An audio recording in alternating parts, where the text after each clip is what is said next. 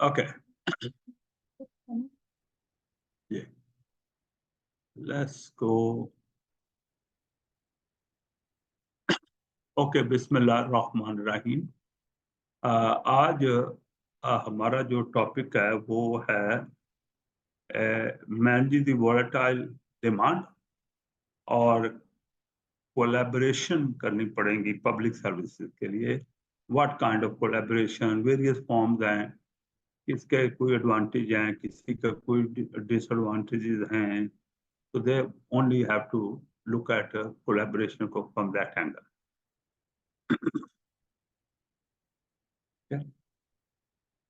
सो तो two part में कि डिमांड जो है बड़ी वॉलेटाइल है, इंक्रीज हो रही है विद द पैसेज टाइम। सारी सर्विसेज सेल्फ नहीं दी जा सकती। How to enter various collaboration कि आप उनको मैनेज कर सकें। Okay, now let's look at the thing जो हम कवर करेंगे। हम कवर करेंगे इसमें कि we will looking at the strategy which can help us manage demand pressure for services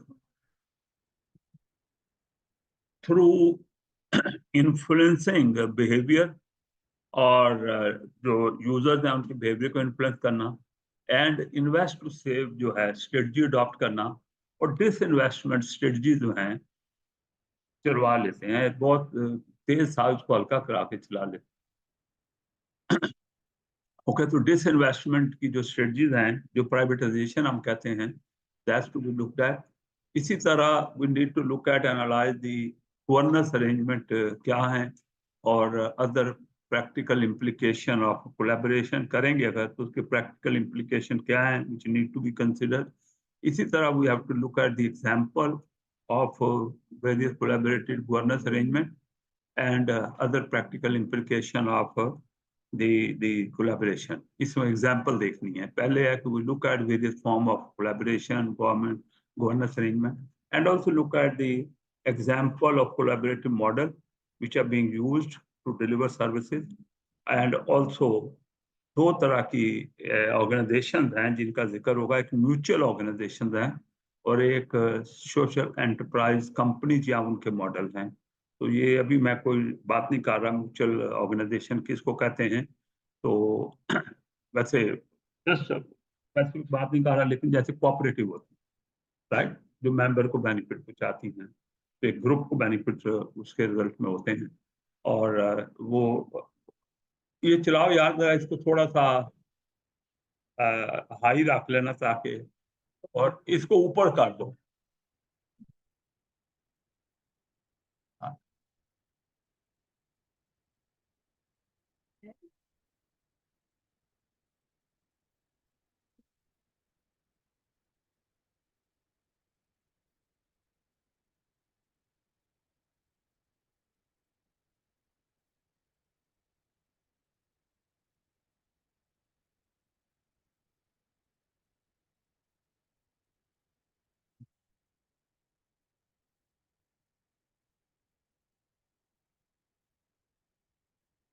अच्छा, so that's what we are looking at, going to look eight.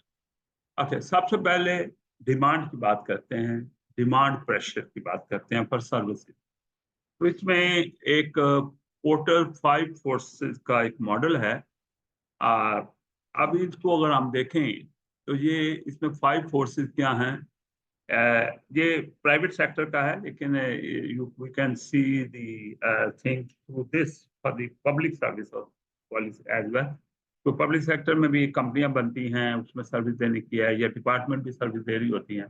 तो उन सर्विस के लिए जो है वो पहले सबसे बात है कि कंपटीशन का लेवल क्या है, राइवलरी का लेवल क्या है, एक्सटेंट ऑफ राइवलरी, कंपटीशन कितना सीवियर है। फिर हम देखते हैं power of buyer, power of supplier to dictate the policy regarding the pricing, regarding the quantity, regarding the quality। और दो और चीजें हैं, threat of entry into market, नए लोगों का एंटर होना कितना आसान है मार्केट के, कितना टफ है, राइट। और थ्रेट फॉर सब्स्टिट्यूट, उन सर्विसेज के, उन प्रोडक्ट्स के सब्स्टिट्यूट का थ्रेट क्या है, कितनी आसानी से सब्स्टिट्यूट लॉन्च किए जा सकते हैं, अवेलेबल किए जा सकते हैं। तो बेसिकली बात यहाँ है, टॉप पे मैंने लिखा है high this thing mean, high जो है वो अट्रैक्शन उसकी है, अट्रैक्टिव है high, right, less attractive sorry. तो मसलन अगर थ्रेट ऑफ एंट्री बहुत हाई है तो बिजनेस में आना जो है अट्रैक्टिव नहीं। इस तरह पावर हाई है बायर और सप्लायर की, तो एक्टिविटी का स्टार्ट करना जो है ना वो आप कंप्रोमाइज रहेंगे। इसी तरह सब्स्टिट्यूट आने का चांस है, इस तरह कंपटीशन हाई लेवल का है, तो वहां सर्वाइवल आपका मुश्किल होगा। तो बेसिकली इनमें से कोई चीज भी अगर हाई होगी तो वो आपके लिए चैलेंज अराइज होगा। तो this is what the 5 forces porter की, कि 5 चीजों को कंसिडर करना चाहिए, और उसकी बेस पे अगर हाई है तो you need to take more cautious और सेंसिबल अप्रोच। अब ये 5 फोर्सेस जो हैं, ये प्राइवेट सेक्टर जैसे प्रॉफिटेबिलिटी एलिमेंट वो पब्लिक सेक्टर में तो होता नहीं है। तो ये हम ये देखते हैं किसी ऑर्गेनाइजेशन को अगर किसी नई इंडस्ट्री, नई सर्विस, नई प्रोडक्ट में जाना है तो नई चीज़ों को देखना है। तो जैसे launching any new service, a new model of providing supplying services to other bodies या other users, और सेटिंग अप ट्रेडिंग कंपनी, तो इस सब के लिए इस 5 फोर्सेस को पब्लिक सेक्टर में भी देखा जा सकता है। तो मेंटल हेल्थ जैसे ऑर्गेनाइजेशन होती है, if they should build and operate its own specialist care facility rather than buying दो सर्विसेज फ्रॉम प्राइवेट सेक्टर, वो सोच रहे हैं तो 5 फोर्सेस पोर्टर की जो है क्वाइट हेल्पफुल उनको हो सकती हैं। इस तरह कोई लोकल अथॉरिटी कंसिडर कर रही है तो set up a trading company for waste removal, for providing the layer services, तो उसके लिए भी उनको ये मॉडल हेल्प करेगा, although there is no profit motive.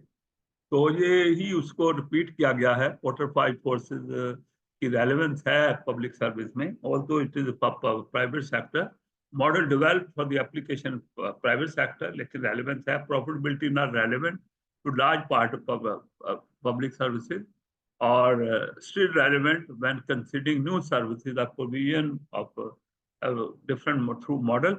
तो उस वक्त you can consider that maybe complexity in applying to public sector organization में अप्लाई करने में कुछ थोड़ी कॉम्प्लेक्सिटी हो, उतना क्लियर विजन ना हो उनका या वर्जन ना हो, मॉडल में still be informative for them to make decision, be informed and make decision, use a part of wider analysis and discussion के लिए जो मॉडल यूज हो सकता है।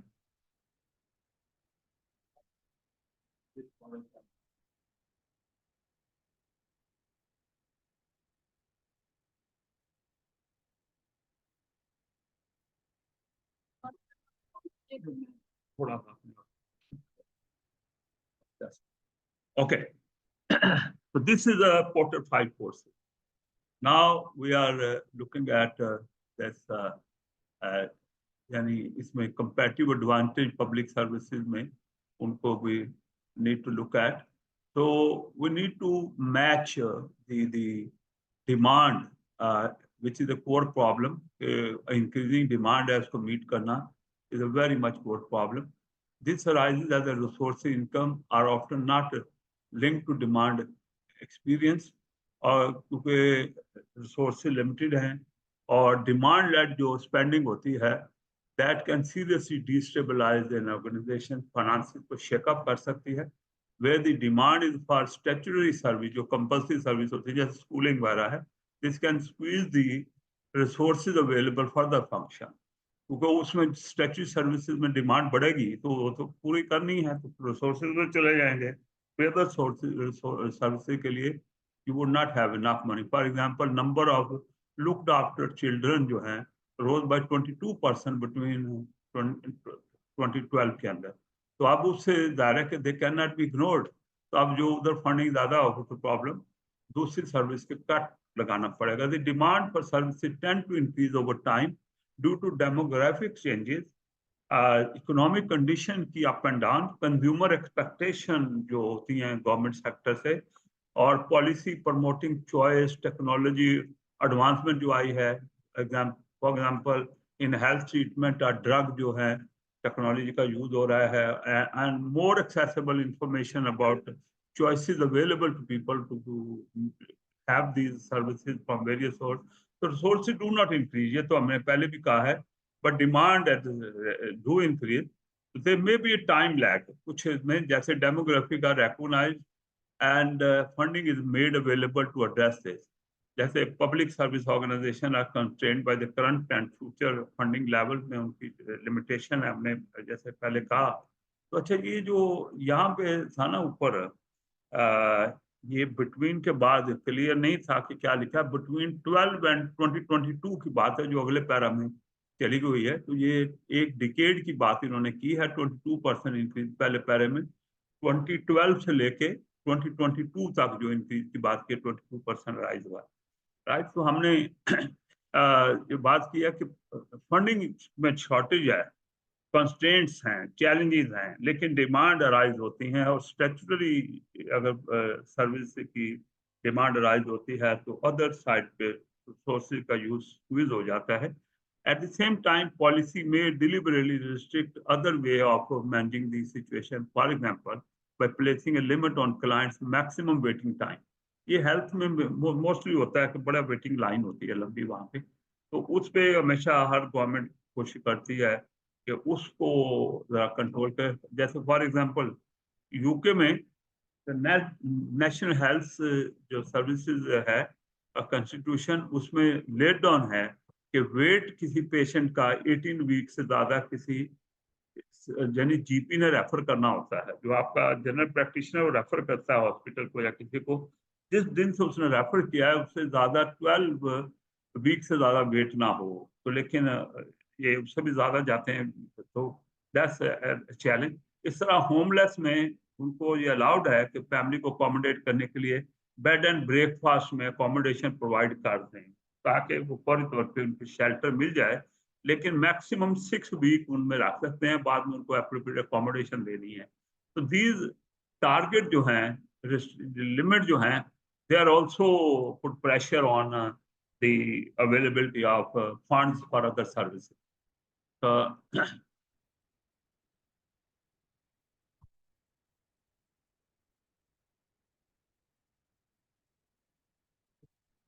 जी जी,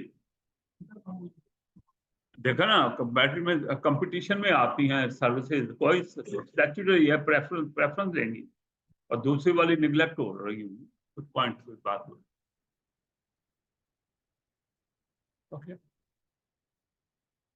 अच्छा, ये managing the demand for public service जो है, इसमें कोर प्रॉब्लम क्या है. पहली स्लाइड में हमने बात किया है कि matching the resources to demand. Demand तो एवर इंक्रीजिंग है और रिसोर्सेज जो है कॉन्स्टेंट हो रहे हैं because of the crisis, because of the other limitation, austerity programme, deficit budgeting, ये सारी चीजें. डिमांड लेड स्पेंडिंग जो भी थोड़ी देर पहले बात की है, जो स्टैट्यूटरी होती हैं, वो डिस्टेबलाइज करती हैं फाइनेंस को, क्योंकि फाइनेंस जो है is not left over to meet the service other services. Resources not expanding where the demand for service tend to increase over time, जैसे पीछे स्लाइड पे बात किया है. तो कुछ कांस्टेंट टारगेट इम्पोज कर दिए जाते हैं, और जैसे पहले मैंने 2 टारगेट बताए आपको, एक होमलेस पीपल्स को जो प्रोवाइड करते हैं अकोमोडेशन, तो 6 वीक तक आप उसको टेम्परेरी बेड एंड ब्रेकफास्ट जो है उसमें प्लेस कर सकते हैं, बाद में आपको अप्रोप्रिएट अकोमोडेशन प्रोवाइड करनी है. और इसी तरह 18 वीक से ज़्यादा जो है वो आपकी सर्जरी या हॉस्पिटल ट्रीटमेंट में गैप वेटिंग लाइन नहीं होनी चाहिए. तो ये इम्पोज टारगेट हैं जिससे भी फिर प्रॉब्लम आती हैं. तो लिमिट ऑन इनकम जनरेशन की लिमिटेशन है, क्योंकि आपको बताया रिसोर्सेज के अंदर टैक्स है, उसके लिए रेफरेंडम चाहिए अगर एक लिमिट से ज़्यादा आपने बढ़ाना है. रेट्स हैं, फिर आपको ग्रांट्स थी जो बड़ी जो है फ्रेगमेंटाइजेशन हुई है उनके अंदर, और ड्राई हो रही हैं स्ट्रीम ऑफ ग्रांट्स जो हैं. फिर चार्जिंग दी सर्विसेज जो है, एक नया प्रॉब्लम यह है कि people not feel comfortable to have pay the price for those services जो पहले फ्री मिलती थी. राइट, तो ये टाइप्स ऑफ डिमांड जो है ना, 4 टाइप ऑफ डिमांड की बात की है. ये थोड़ा सा अगली स्लाइड पे बेहतर एक्सप्लेन कर दूंगा। जैसे एक्सेस डिमांड क्या है, तो वहाँ एग्जाम्पल आ जाएगी। एक्सेस डिमांड होती है unnecessary provision or insufficient targeting of services. तो दूसरा है अवॉइडेबल और प्रिवेंटेबल डिमांड, तीसरा है फेलियर डिमांड, चौथा है को डिपेंडेंट डिमांड। तो ये चार तरह की डिमांड्स हैं, one by one if you look at.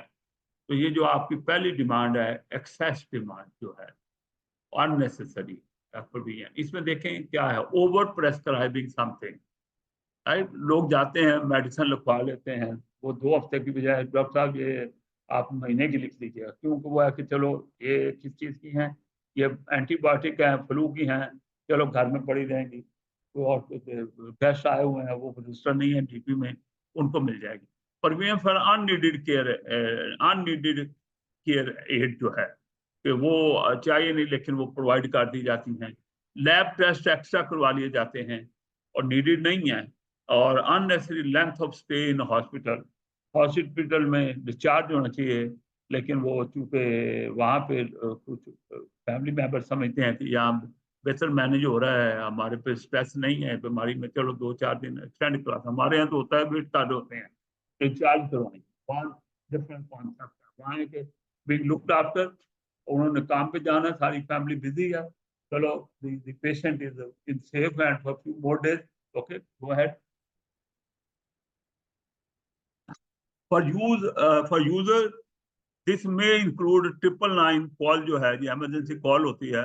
और जैसे ये जो है accident and emergency, A and E mean accident and emergency attendance जो है विच आर नॉट इमरजेंसी, उसमें एम्बुलेंस को बुला लिया जाता है, 999 को फोन कर दिया जाता है, दे कम। तो उन्होंने वैसे पेनल्टियां भी लगानी शुरू कर दी हुई हैं। अगर आप कॉल करें ऐसी चीज के लिए जिसके लिए एम्बुलेंस अवेलेबल नहीं होनी चाहिए, तो फिर वो आपको पे करना पड़ता है, they send you a bill for that. लेकिन ये चीजें भी हैं।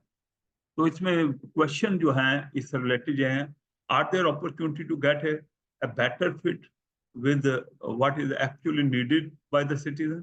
Would better targeting of services reduce this demand, excess demand को टैकल करेंगे? तो इसी तरह जो सेकंड टाइप की डिमांड है वो अवॉइडेबल और प्रिवेंटिव डिमांड है, जैसे procedures, medical procedure which address the consequence of harmful behavior such as smoking, not supporting people to become good manager of their own health. For example, managing their own weight and long term condition जो है, आप उनको teaching नहीं करते, उसका आप उनको support उसमें प्रोवाइड नहीं करते। अब उसकी वजह से जो लेटर कॉम्प्लिकेशन अराइज होती हैं, तो जैसे स्मोकिंग की वजह से लेटर कैंसर है और दूसरी जो ट्रीटमेंट रिक्वायर्ड हो जाती हैं। इस तरह आपने लोगों को एजुकेट नहीं किया हुआ हेल्थ वाइज, तो उसमें फिर वो अपनी हेल्थ को बेटर मैनेज नहीं करते, तो वो एक अवॉइडेबल डिमांड है जिसको किया जा सकता है।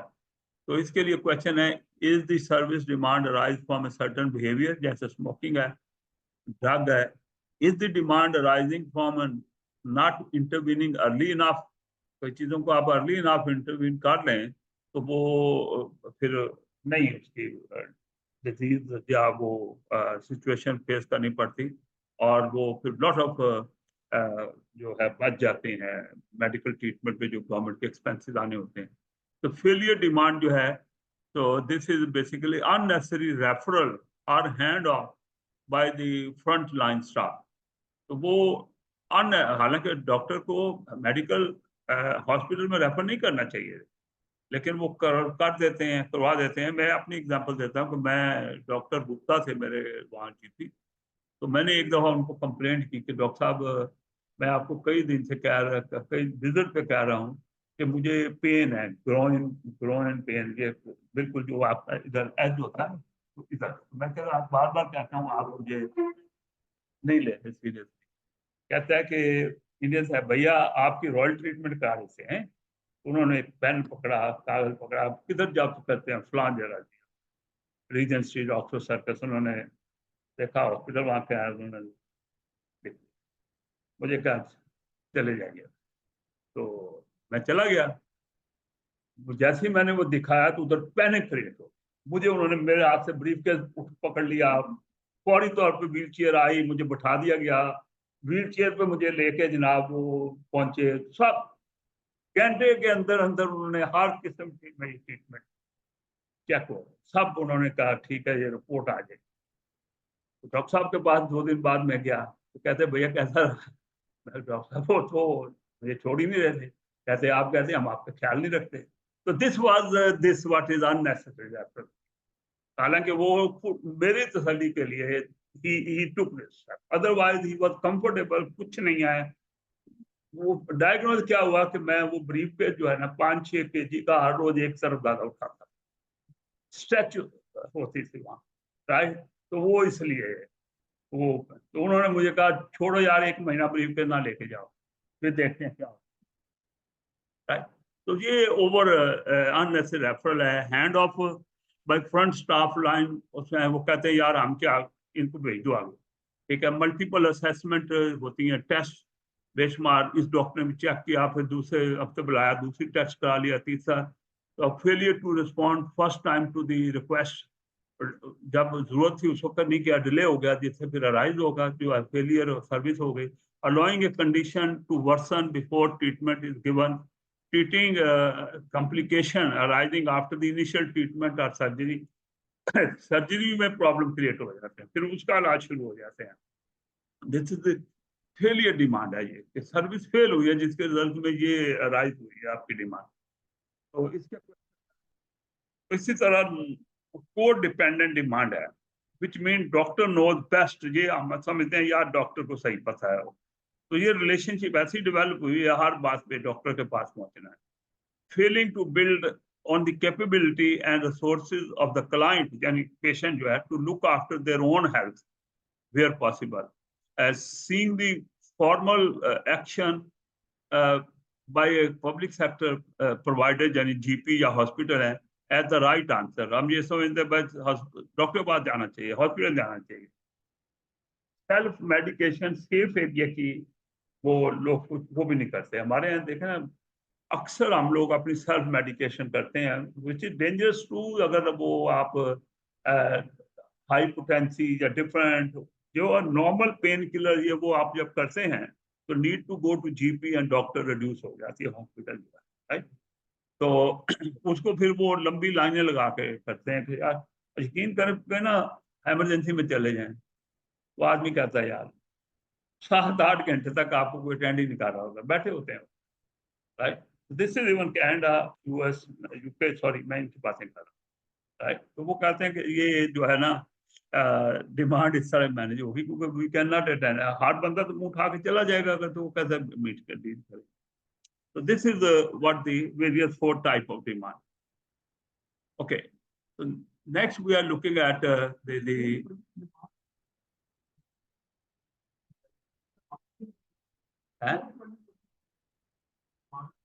हाँ,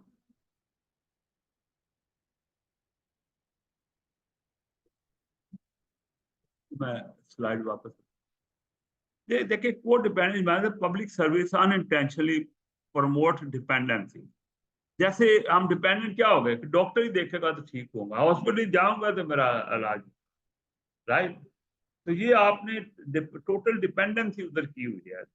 जीपी भी अगर कहे कि ये हॉस्पिटल रेफर कर दूं, मेरा अपना कोई इसमें चीजें ना आए, तो ये इसकी तरफ ये इशारा है। Public service unintentionally promote the dependency, तो उसमें आपने लोगों को एजुकेट नहीं किया हुआ कि वो अपने खुद सोच सकें कि under this condition what they have to do.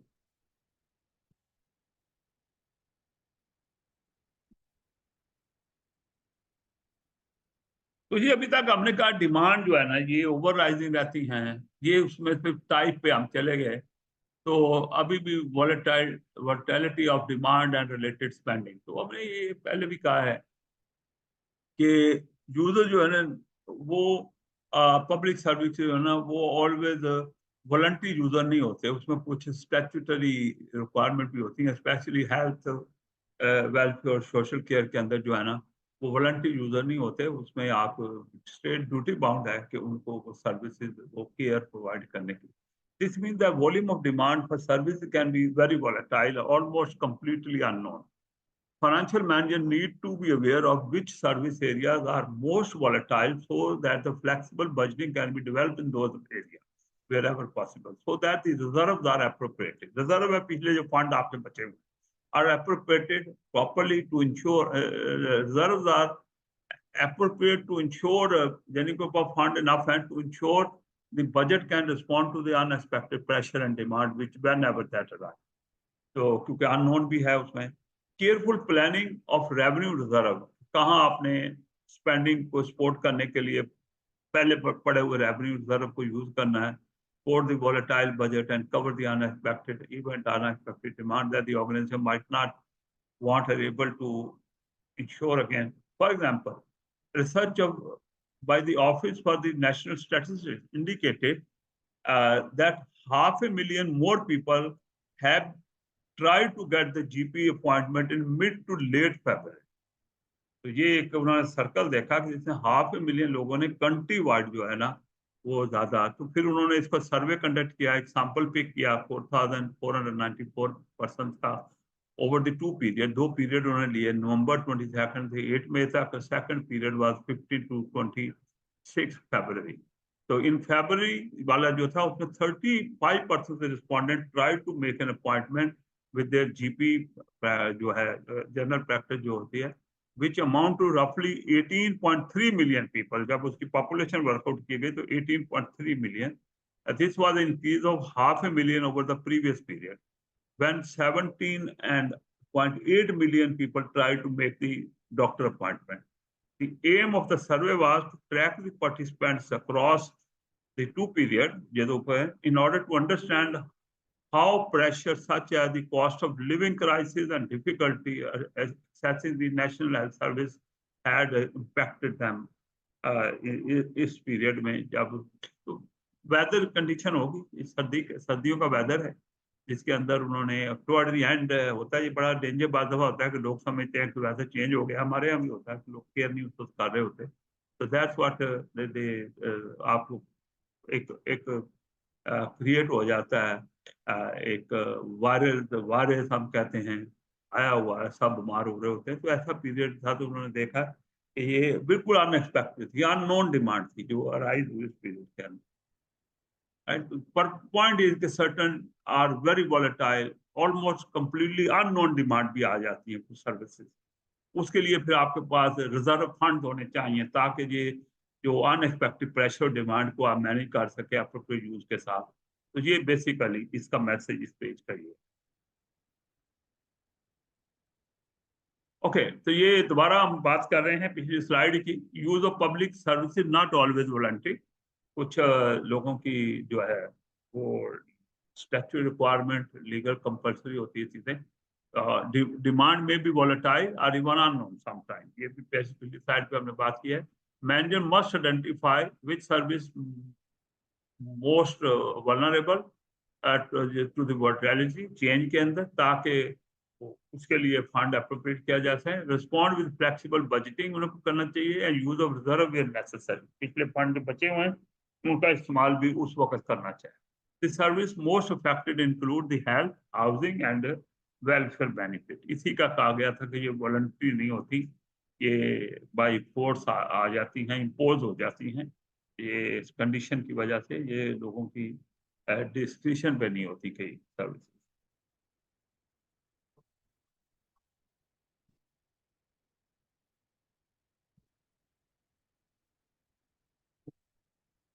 ऐसे ही एमरजेंसी में आप जा सकते हैं, एमरजेंसी दैट हॉस्पिटल जा सकते हैं, बाकी किसी भी ट्रीटमेंट के लिए आपको अपने जीपी से रेफर लाना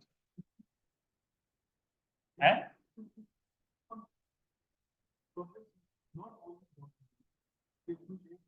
देखे ना, वॉलंटरी होती है जो आप चाहे मैं ले लूं या ना लूं, लेकिन हेल्थ, हाउसिंग, वेलफेयर जो है ये तो वॉलंटरी नहीं है ना, ये तो आपके ऊपर गिर जाएंगे, ये आपको लेनी पड़ती है, सिचुएशन के मुताबिक आ जाती है आपको। ठीक है, ये यूजर के पॉइंट से बात कर रहे हैं कि वॉलंटरी नहीं है, यार जो गिफ्ट कर रही है उनके पॉइंट से कि यार नहीं अभी बात करो, अभी नहीं देनी चीजें, वो फ्लेक्सिबिलिटी इनमें होती नहीं। अच्छा जी, स्ट्रेटजी कि आप इस एक्सेस डिमांड को मैनेज कैसे करना है। ये रॉयल सोसाइटी ऑफ आर्ट्स ने ना, इन्होंने एक रिसर्च रिपोर्ट छपी 2014 में कि इनको 4 तरीके से वो कहते हैं आप मैनेज कर सकते हैं। Customer insight, early intervention, behaviour change और बिल्डिंग रेजिलियंस। 4 तरीके हैं इनको करने। कस्टमर इंसाइट है जिसमें कस्टमर को आप जो है वो एजुकेट करें वगैरह।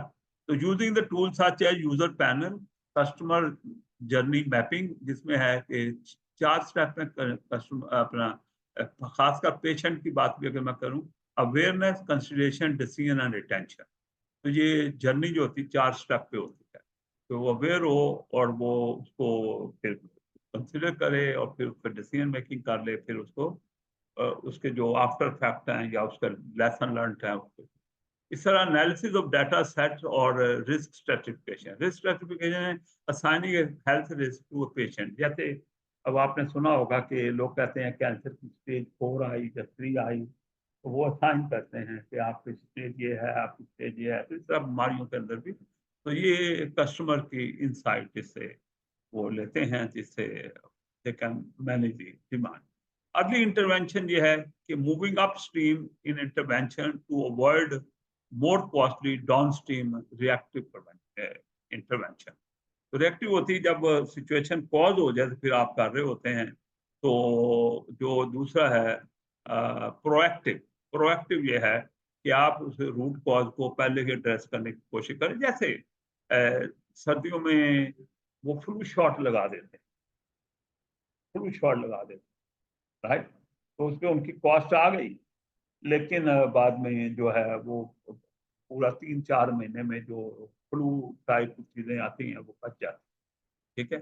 तो इसी तरह जिम्स हेल्थ के लिए जो एक्सरसाइज ये वो देते हैं, तो उसके लिए हेल्दी लाइफ आ जाती है। फिर इस तरह वो फूड में वो वैसे स्टेप लेते हैं कि लोगों को कैलोरीफिक वैल्यू का पता हो, ताकि वो इनटेक करते वक्त उससे हो प्रिकॉशन लिखी हो। तो जिससे अर्ली इंटरवेंशन है, जो आप अगर अपस्ट्रीम मूव करके उनको प्रोवाइड कर दें, फिर आपको लेटर ऑन रिएक्टिव इंटरवेंशन नहीं करनी पड़ेगी जो कॉस्टली होती है, जैसे ट्रीटमेंट फिर नहीं करनी पड़ेगी। Behavior change है understanding and targeting behavior drivers using the behavior change techniques to achieve the community cohesion and changing public expectation. Making them knowledgeable की बात हो रही है। Building the resilience, moving away from focusing from using cost and output as a performance. यानी input output cost को comparison की बजाय उस मैट्रिक को यूज करने के लिए involve user in design and delivery of various services and improving the integration of the delivery, right. तो उससे रेजिलियंस डेवलप हो जाती है। तो फिर जो सर्विसेज दी जाती हैं वो वेस्टफुल नहीं होती, वो इम्पैक्टफुल होती है।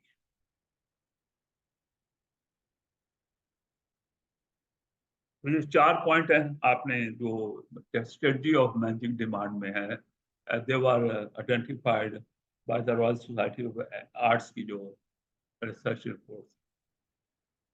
अच्छा, strategy for managing demand will continue on the basis of same report. इसमें 6 स्टेप्स की हम बात करेंगे। सबसे पहले है कम्युनिटी लीडरशिप, सेकंड है बिल्डिंग इंसाइट, तीसरा है ये बिल्डिंग इंसाइट, पहले कस्टमर इंसाइट आई थी आप, तीसरा है चेंजिंग द बिहेवियर, जो बिहेवियर की बात भी हमने उधर की थी, चेंज द बिहेवियर। और उसके बाद नेक्स्ट है चेंजिंग द सिस्टम अकॉर्डिंग। और पांचवा है क्रिएटिंग शेयर्ड वैल्यू। और छठा है बिल्डिंग द कम्युनिटी रेजिलियंस, जो हमने पिछले पेज पे रेजिलियंस की बात भी की थी, बिल्डिंग द। तो इसमें से ये 6 पॉइंट हम डिस्कस करने जा रहे हैं। हर एक के अंदर 2 पॉइंट है। जैसे recognize that the demand is political. Second is find that the right local narrative. तो जब ये demand recognize that demand is political, इसमें यह है कि transformative change requires political buy-in, okay? Political will हो, political ownership हो। तो and it is vital that the local politicians lead a new conversation with the citizens that should be more collaborative, where the communities are taking more responsibility. Their representative must lead the way for this kind of move. So this is the first point they are highlighting. Second is finding the right local narrative. So ये जो language, use the language that organization understand rather than academic and generic term that may be meaningless to stakeholder. वो समझ ना सके, आपको अपनी demand या अपनी नीड का सही बता ना सकें, तो इसलिए use the language which is recognized within the organization, outside the stakeholder, they know that. Building insight के दो पार्ट हैं, create the method to get closer to the community. ठीक है? Demand cannot be understood purely through the lens of services currently provided. यानी आपको out of box thinking करनी पड़ेगी. Within box thinking से नहीं आप understand कर सकते. Public service body need to look outward, out of box. Creating the method to generate deeper insight into the needs and wants and aspirations of citizens. So you need to understand from situation for interacting with them, get beyond the service and build new partnership. Once better insight is gained, the responsibility to use it effectively. एक तो understand करना, फिर वहां गलती ना हो, फिर जब अंडरस्टैंडिंग हो जाए तो फिर उसको इम्प्लीमेंट करने में there should not be any if and but. Third is changing the behaviour. तो इसमें जो दो हेडलाइंस हैं वो हैं leveraging the emerging data on outcome and behavior. Second is build trust to change behavior. तो फर्स्ट वाले में बात कर रहे हैं many local authorities, some UK example being Kirklees and Cadelaide are already building on nudge. अभी मैं nudge theory की बात आगे करूंगा, और nudge and network technique to change the way they interact with the community and address their problem. या failure demand हमने पहले बात की हुई है. Okay, so they try to understand by interacting with the community. तो ये nudge को underline कर लीजिए, मैं इसकी बात करता हूँ आपके साथ. तो next is the building the trust. Long-term behavior change require two-way relationship. उसकी बात सुनो, अपनी बात बताओ, interact करो with the responsibility on both citizen and state, and high level of trust between both of them need to be built, state or citizen के तरफ. Okay, changing the system, think whole system, whole place. Managing future demand will be about scaling up isolated service-based practice and embedding a cultural shift across the public organization. Right? तो पूरा उसको आपने पूरा system उसको change करना, organization, way they deliver, way they interact, way they respond, within the time they respond, सारे system को आपको upscale करना. Next is the work collaboratively across the agencies and sector. तो collaborative working आनी चाहिए. The default assumption जो हमने assume किया होता है कि ये बस this is understood for local public service should be for outcome focused collaboration around the holistic need of the citizen. तो हम पहले भी कहते रहे हैं कि outcome focus हमारी सारी होनी चाहिए. तो 10 root causes of demand जो हैं उनको एड्रेस करना है. अगर स्मोकिंग की वजह से स्मोकिंग को एड्रेस कर, जो बाद की कॉम्प्लिकेशन है वो दे मोर costly. Commissioning of procurement practices make this difficult, but examples such as charity collaboration, making every adult matter approach, and the Worcestershire County Council's early help hub shows that it is possible कि आप outcome focus जो collaboration करें citizens के साथ, तो उससे you can make a difference in meeting the demand by addressing the root cause वगैरह जो है. फिफ्थ नंबर है creating the shared value. इसमें भी दो पॉइंट है. Manage the demand and growth strategy interdependently. दोनों एक दूसरे पे इंटरडिपेंडेंट, दोनों साइड को, because they are the two side of the same coin. Demand management and inclusive growth should be two side of the same coin. As Greater Manchester proposed switch from reactive to proactive investment spending जो है ना, that need to be demonstrated. That is demonstrated by Manchester. जो city है, Greater Manchester City. तो 35% reactive spending जो है उन्हें करनी पड़ी, वरना proactive step लेने चाहिए जो later on problem arise होने से बचाएं.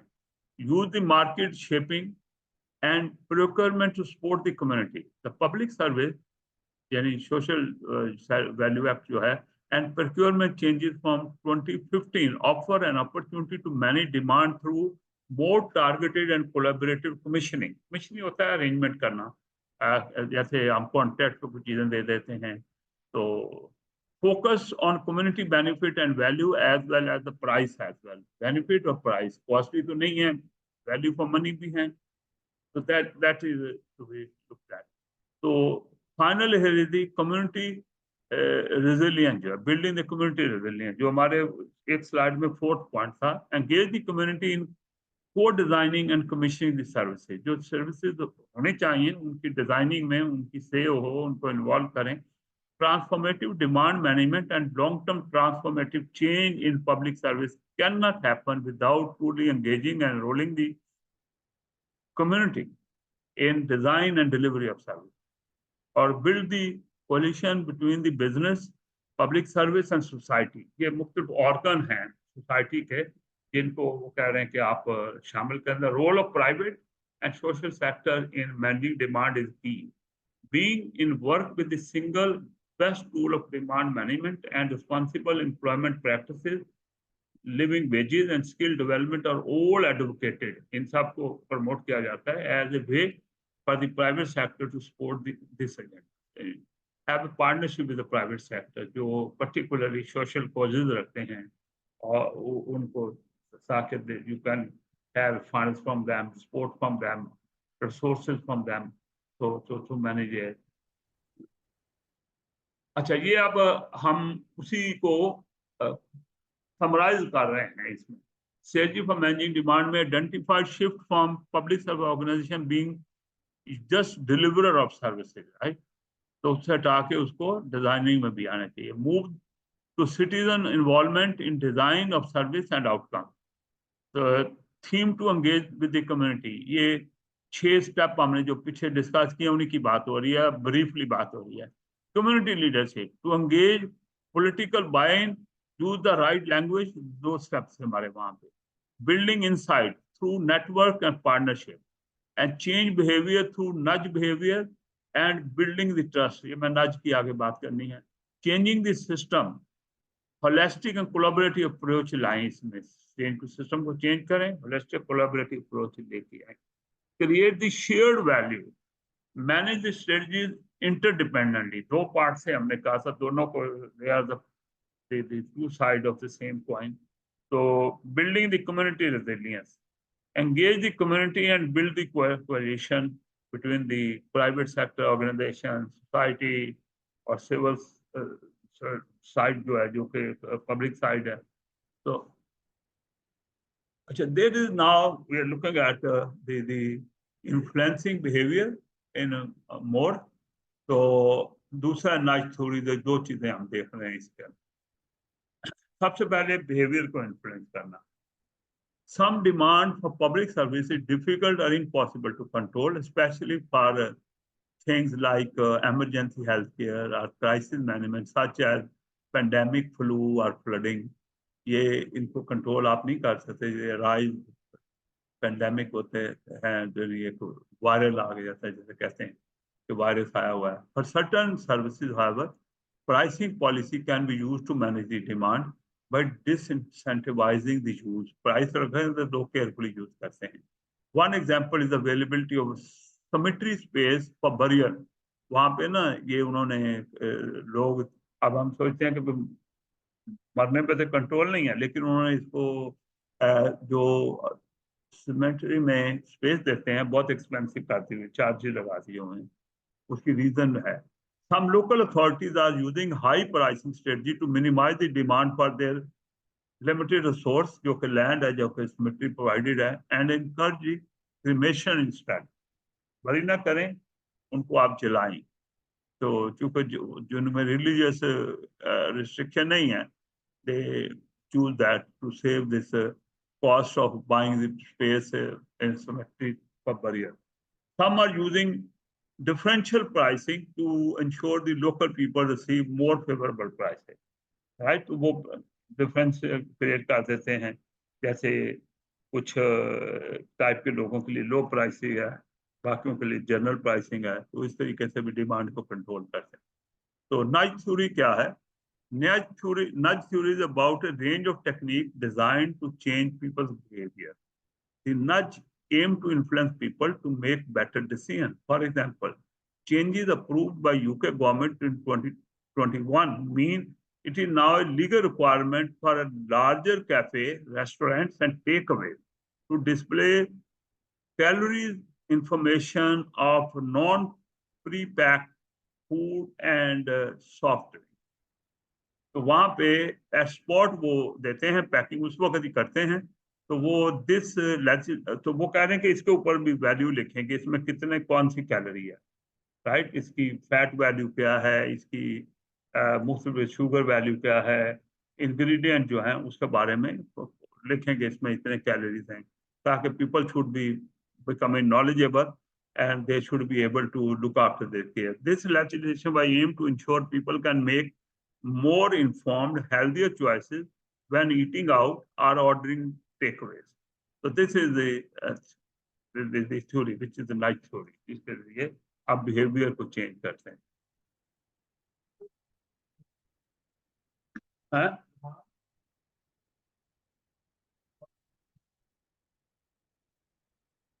Pricing, ठीक है।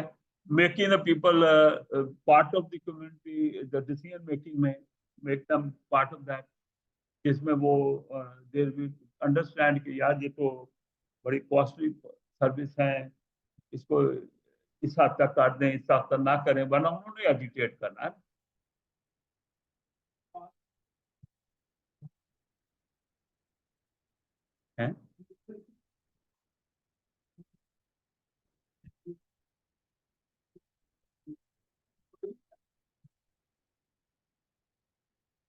वो क्या कॉन्सेप्ट है?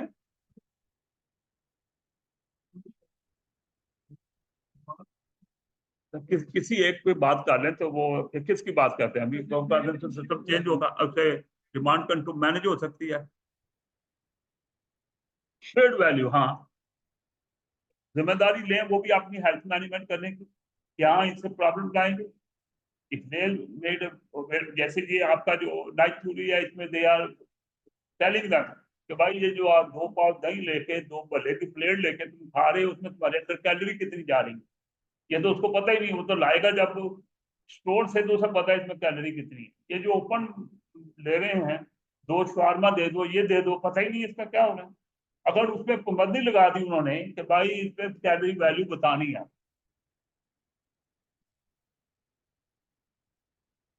ठीक है ना।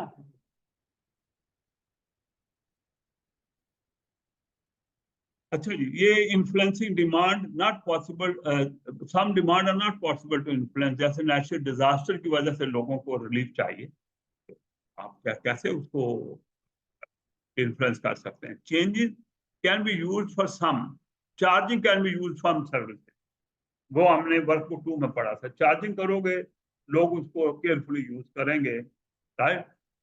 Target can influence the behaviour, not always in good way. जैसे टारगेट रखा कि रोड डेप्थ, टारगेट उन्होंने रखा कि रोड डेप्थ जो है कितने लेवल से उस काउंटी में इंक्रीज एक्सीड नहीं होनी चाहिए, राइट। तो वो उसमें उन्होंने सारा अपने सिस्टम को उससे डिजाइन किया, रोड की इंजीनियरिंग की, ट्रैफिक के लिए उन्होंने फ्लो डेवलप किए, ये सब किए, राइट। तो लेकिन टारगेट से भी बिहेवियर इन्फ्लुएंस आ जाता है, लेकिन उन्होंने कहा कि समटाइम्स नॉट गुड वे। जैसे उन्होंने ये एक टारगेट बताया कि रोड डेथ का एक टारगेट किसी काउंटी ने फिक्स किया, तो उससे ज़्यादा एक्सीड नहीं होना चाहिए, राइट। तो वो कहते हैं मरने के भी टारगेट बनेंगे भाई। तो फाइनेंशियल टारगेट जो है वो बजट के जरिए अचीव होते हैं। ओवर स्पेंड, अंडर स्पेंड, उसमें भी सब्जेक्टिविटी है कि ओवरस्पेंड अंडरस्पेंड गुड है या बैड है। अगर ओवर अंडरस्पेंड किया है तो लोग कई कहेंगे गुड किया, कई कहेंगे बैड किया, तो सर्विस कट कर दी आप लोगों ने। Advertising and social media to data misuse of certain services, right. तो एडवर्टीजमेंट सोशल मीडिया कंपेन चलती है कि कौन सी स्मोकिंग कम करें या कुछ और ऐसी सर्विस के बारे में अगर वो बताएं कि इसका यूज जो है ये बड़ा बहुत डिमांड प्रेशर है, इसलिए इसमें आप जो है हॉस्पिटल इमरजेंसी में ना जाएं, जीपी को कंसल्ट करें, फर्स्ट जीपी देन हॉस्पिटल। तो ये नाइट थ्योरी हमने पहले की है कि range of technique aim to provide people make better decision, can highlight the cost of doing to them and not doing things।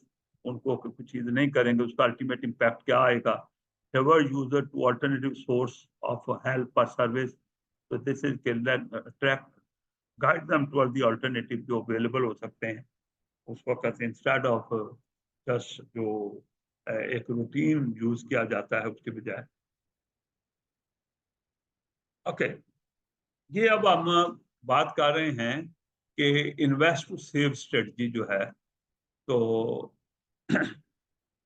आप इन्वेस्ट करते हैं ताकि लॉन्ग टर्म में जाके उस रिक्वायरमेंट को कंट्रोल कर सकें जो स्पेंडिंग को इन्वॉल्व करती है। तो example of investing project to provide a longer term saving can come in the form of the capital investment project और अर्ली इंटरवेंशन एक्टिविटीज। दो तरह, अर्ली इंटरवेंशन पे जो कॉस्ट आपकी आ रही है वो आगे कॉस्ट है, राइट। इसी तरह आप कैपिटल प्रोजेक्ट जो लगाते हैं उससे आगे जो सर्विसेज जो है सेल्फ खुद फिर करने के काबिल हो जाएगी, वो अथॉरिटी या वो पब्लिक सेक्टर ऑर्गेनाइजेशन को उसे बाई नहीं करनी पड़ेगी, तो उसमें फ्यूचर सेविंग आ जाएगी। तो दो उन्होंने एग्जाम्पल जहाँ दी हैं, एक कैपिटल इन्वेस्टमेंट करोगे तो वो भी फ्यूचर में सेविंग लाएगी। इसी तरह अगर अर्ली इंटरवेंशन एक्टिविटी अगर पे कॉस्ट स्पेंड करोगे तो they will also save you money in future। Some example are included in the Royal Society of Arts की जो पब्लिकेशन जिसको हमने प्रीवियसली रेफर किया है। फॉर एग्जांपल इन यूके उन्होंने .gov वेबसाइट जो बनाई है, जैसे हमारा .pk है, .gov.pk has been designed to have everything in one place and direct all straightforward application for everything from passport to TV license and the tax filing to be dealt with online and by self-service, reducing the need for having the high-cost staff involvement। वो खत्म हो जाता। तो इस तरह ये जो investment उन्होंने किया है वेबसाइट पे, इससे फ्यूचर इन्वेस्ट टू सेव का कॉन्सेप्ट आया है, ठीक है। मसला आप पासपोर्ट बना लेना, बाद में आप ड्राइविंग लाइसेंस बनाने के लिए जाते हैं तो आपको दोबारा अपनी फोटो नहीं लगानी, वो उनके पास पड़ी हुई है, वो उन्हें है कि 2 साल 3 साल तक इस्तेमाल हो सकती है। तो आप सिंपल वो कहेंगे कि क्लिक आ जाएगा तो आप कहेंगे यूज माई पासपोर्ट फोटो, अब वो पासपोर्ट फोटो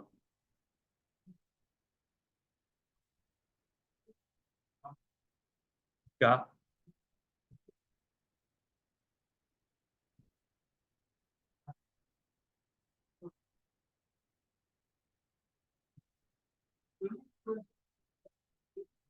नहीं नहीं, ऐसा नहीं है। हेल्थ के जिम बना दें, वहां पर स्विमिंग पूल बना दें, कम्युनिटी सेंटर बना दें, लोगों को इजी टू एक्सरसाइज हो जाए, दे विल बिकम हेल्दी। और दे वांट 2 4 5 साल 10 साल बाद उन्होंने बूढ़े होकर जो 5 साल पहले बर्डन बनना है स्टेट के ऊपर, वो बर्डन नहीं बनेंगे। पहले आप स्मोकिंग को कंट्रोल करा दें, ड्रग को कंट्रोल करा दें, ये सारे जो है अर्ली इंटरवेंशन की एक्टिविटी है जिन पे इन्वेस्ट हो रहा है। एक उसने कहा हार्ड इन्वेस्टमेंट कैपिटल प्रोडक्ट, एक किस्म का सॉफ्ट इन्वेस्टमेंट आप कर रहे हैं। तो हमको एजुकेट कर दें उनके लिए ताकि दे कैन सेव दैट।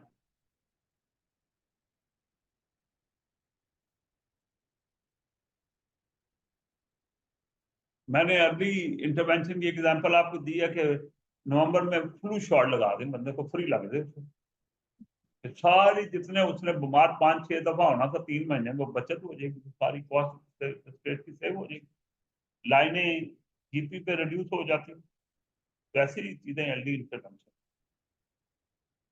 आप सोचिए कहाँ कहाँ आपके सोसाइटी में कहाँ कहाँ इंटरवेंशन हो सकती है। मैं तो बात, हाँ हाँ हाँ, बिल्कुल बिल्कुल। तो वो फ्री, मतलब मैं गया हुआ था वहां पे ऑडिट है, इसलिए मैं अपनी एग्जाम्पल दे रहा हूँ कि आपको समझ आ जाए। मैं वहाँ गया हुआ था और मुझे उसने कहा कि मेरे जीपी कराची से रहने वाला है, तो उसने कहा बूढ़ भाई आपको प्रूफ शॉट दे दूँ। मैं कहा यार मैं अक्सर तो नहीं, तो कहता ले लो यार, ये अपना अब आप एज भी ऐसी है कि आपको प्रोटेक्शन में रहना चाहिए, तो लगवा लिया। ठीक है, क्या रिजल्ट हुआ, मेरी फ्लाइट बुक थी, 3 कंट्री को टच करके मैं वापस आना था। पूरी फैमिली जो थी उनको, अब जो फ्लू है ना वो उसमें कन्वर्ट होता है आपका, क्या ये, नहीं नहीं, ये कोविड वाला जो था उसमें कन्वर्ट होता है, हर फ्लू आजकल उसमें कन्वर्ट होता है। इसलिए 3 4 5 दिन तक रहता है, कोई भी आपको करीब हो वो भी कैच करता है। पूरा घर मेरा उस में से गुजरा। ठीक है, लेकिन अल्लाह अल्लाह करके मेरी फ्लाइट का दिन आया, मैंने अपना टेस्ट किया, घर पे ठीक था, मैंने भागा एयरपोर्ट, बेटी मुझे बाहर से लेने आई, सारा घर वालों को कोई बाहर निकलने की इजाजत नहीं है, मैं बैठा हुआ। अब मेरे सारे कह रहे थे कि ओनली डिफरेंस इज कि तूने फ्लू शॉट ले, राइट, दिस इज ठीक है। मैंने कभी नहीं किया था, उसने कहा ले लो मकबूल भाई, ये एज का फैक्टर होता है, तो आप ले लिया करो। तो मैंने कहा लगा दो। तो एक दिन मुझे थोड़ा सा पेन शेन उसकी हुई, लेकिन 8 दिन मैं उस घर में रहा हूँ, इसमें सारे लोग उस में साइकिल में चढ़ रहे थे, तो बचत हो गई अल्हम्दुलिल्लाह। This is state can save this way, वरना वो भी ले लेते मेरे साथ, पेशेंट जो है वो 3 4 कम हो जाते जाने के। तो this is the okay, right. तो ये अब इन्वेस्टिंग फॉर इनकम जनरेशन की बात आप कर रहे हैं। तो one example of invest to earn project might be building the capital asset to generate the revenue income. For example, business park, business incubators for startups and early stage businesses जो हैं उस पर आप इन्वेस्ट कर लें, जब capital property बना लें, जो कमर्शियल प्रॉपर्टीज वगैरह हैं उसमें बेटर रिटर्न आएंगे आपको देन स्टेट में putting your fund in government bank deposit या बॉन्ड्स के अंदर इन्वेस्ट करने से बेटर रिजल्ट आ जाएंगे, right.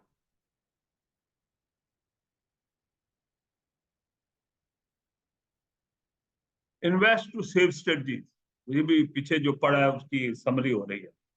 Could be capital investment, early intervention, 2 चीजें बताई थी। मूव टू डिजिटल, वो वेबसाइट ये थी, मोर वाइड स्प्रेड एग्जांपल, जिसके पोटेंशियल ये है बेनिफिट्स आपको मिल जाएंगे। Large project carry large risk, ये भी है कि जितने बड़े प्रोजेक्ट में इन्वेस्ट करेंगे उसके फेलियर हो जाएगा, बहुत बड़े लॉसेस भी होंगे। Long term benefit difficult to assess, ये अर्ली इंटरवेंशन के कितने बेनिफिट लॉन्ग टर्म में आ जाएंगे, very difficult to assess at the time of making the decision. May also invest in scheme design to generate income, जैसे मैंने पहले कहा है कि देखो ना इसमें ये जो इनक्यूबेटर वगैरह हैं ये तो बहुत long term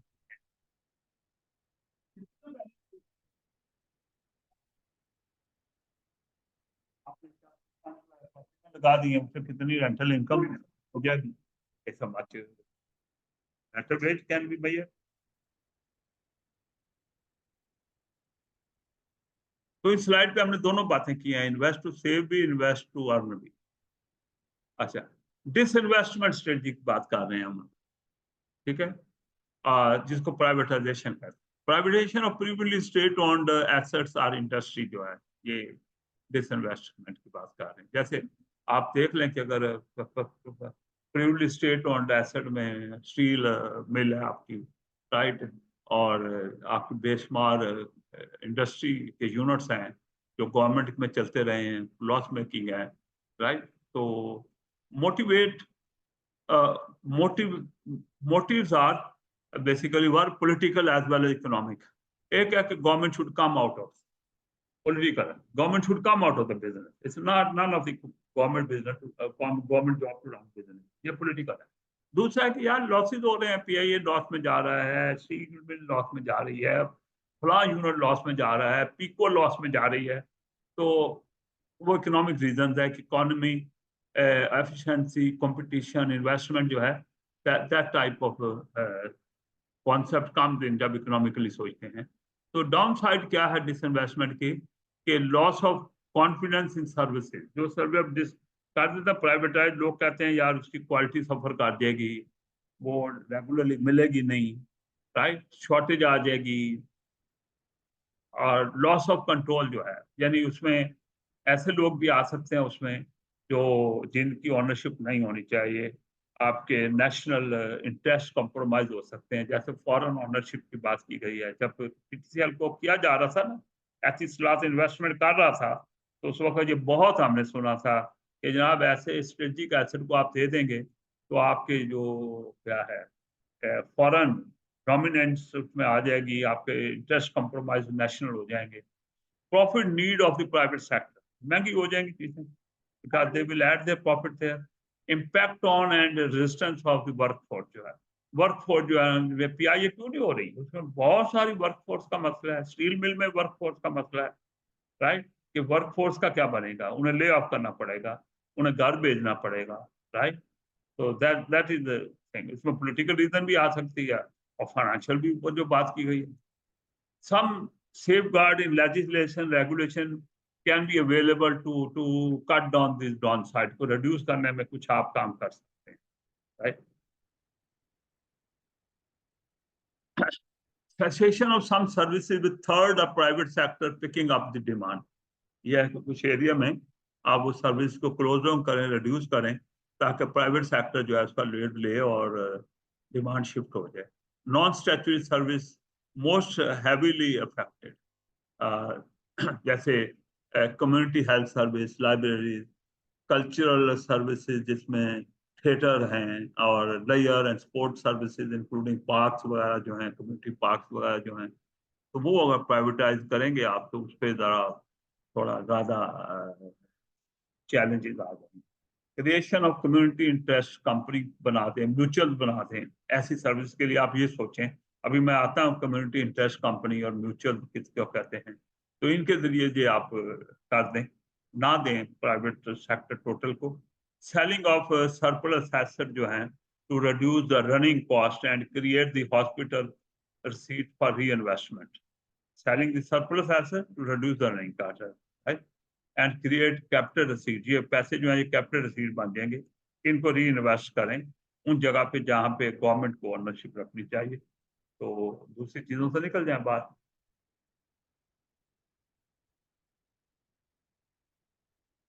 the objective and risk collaboration जो है, कोलैबोरेशन के रिस्क जो है, ऑब्जेक्टिव क्या है कोलैबोरेशन के और रिस्क क्या है उसका, right, that's what we want to look eight.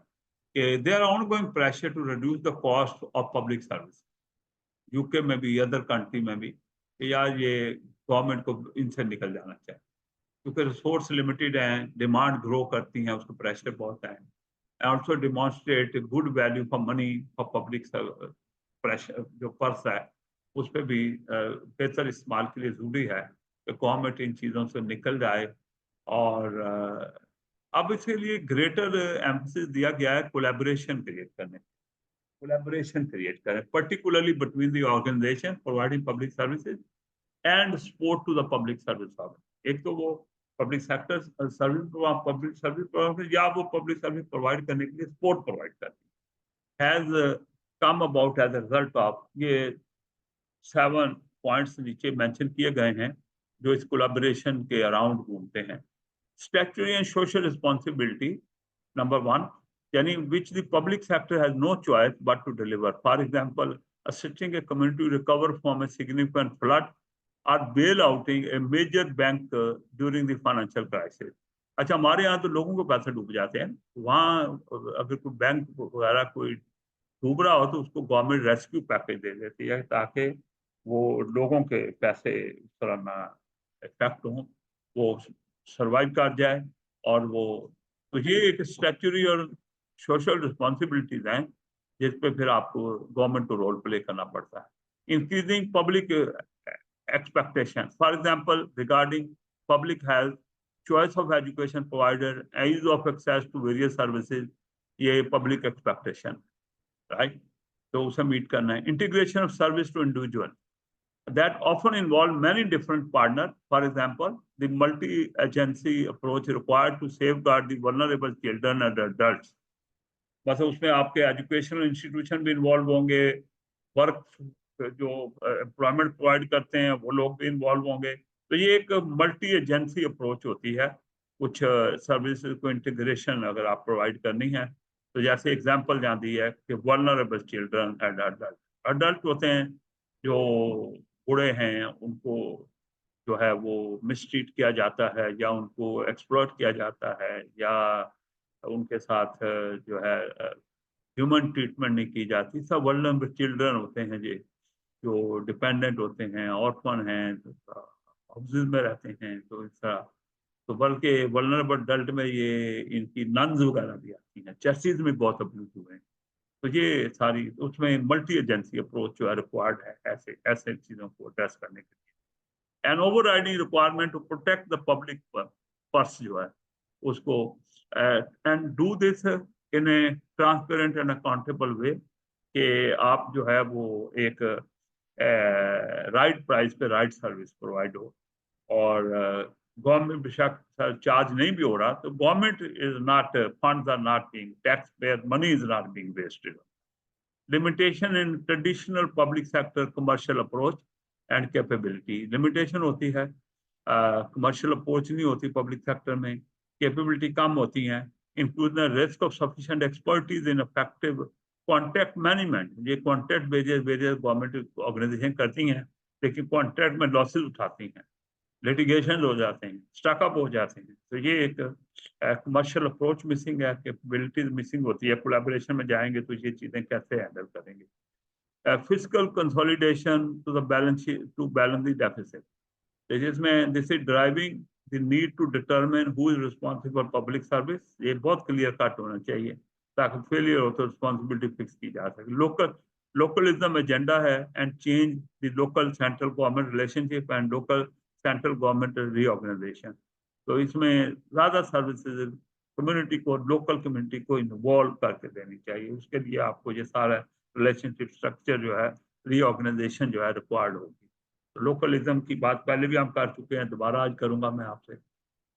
लोकलिज्म से क्या मुराद है? लोकलिज्म जैसे जो कम्युनिटी ऑफ द एरिया है, that should be example of collaboration. जो है लेजिस्लेशन जो है, ये 3 की एग्जांपल हो रही है.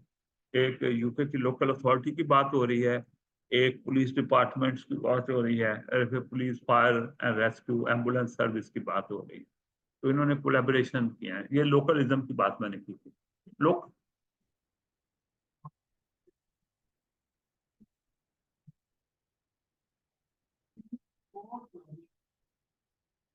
Are implication of the collaboration. Out of that, implication out of that collaboration. जैसे कमर्शियल अप्रोच नहीं है, कैपेबिलिटी एग्जिस्ट नहीं करती, तो वो कैसे हैंडल होनी है. मतलब everything which is related to that would be need for that, and with the implication. तो कुछ पॉइंट implication. ठीक है. ओके, यूके लोकल अथॉरिटीज के लिए है कि लोकलिज्म act 2011 imposes the statutory duty to cooperate in the local plan preparation to maximize the effectiveness of local plan preparation in the context of strategic cross boundary matter. अच्छा, cross boundary matter ये है कि ये एक local council है, ये दूसरी local council है.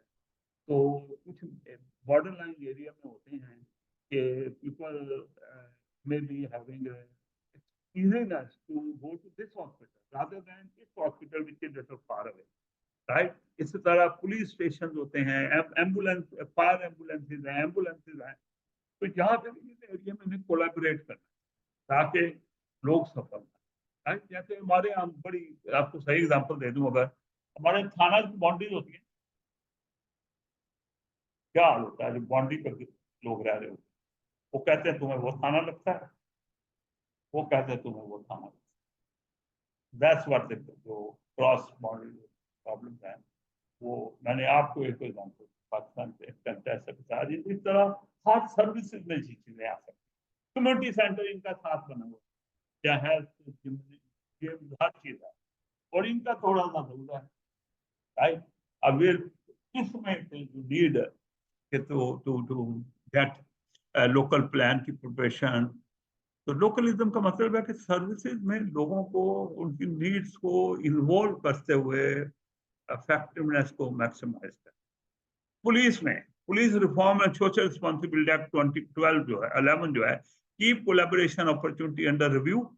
देखें कहाँ कहाँ कोलैबोरेट हो सकता है, to take measure to simplify the process for making the collaboration agreement and to remove the obstacle to effective collaboration. So this is a police related matter. इस और सर्विस है जिसको ब्लू लाइट सर्विसेज कहते हैं। तो ये blue light पता कहाँ से हुआ है? वो एम्बुलेंस के ऊपर लाइट नहीं जा रही होती, तो वो जो ऐसी सर्विस जो होती है ना, इमरजेंसी सर्विस या केयर सर्विस, उसके लिए होता है, right. Policing and crime act 2017 duty to collaborate does not specify, हाँ लेकिन प्रॉब्लम यह है कि does not specify how to collaborate except for few high level provisions and restriction जो उसमें बता दी गई हैं। For example requiring a collaboration agreement, जब भी कोलैबोरेशन करना है तो कहते हैं कि एग्रीमेंट होना चाहिए। That should set out in writing how the party to that sign or the party of the contract they should work and behave in discharging their contract, right? तो ये कोलैबोरेशन की सपोर्ट की जा रही है ताकि इसमें इफेक्टिवनेस इकोनॉमी आ जाती है, तो इसलिए कोलैबोरेशन पे फोकस है, कोलैबोरेट कर। उसमें लोकल अथॉरिटी भी हैं, कुछ डिपार्टमेंट्स की भी बात हुई है।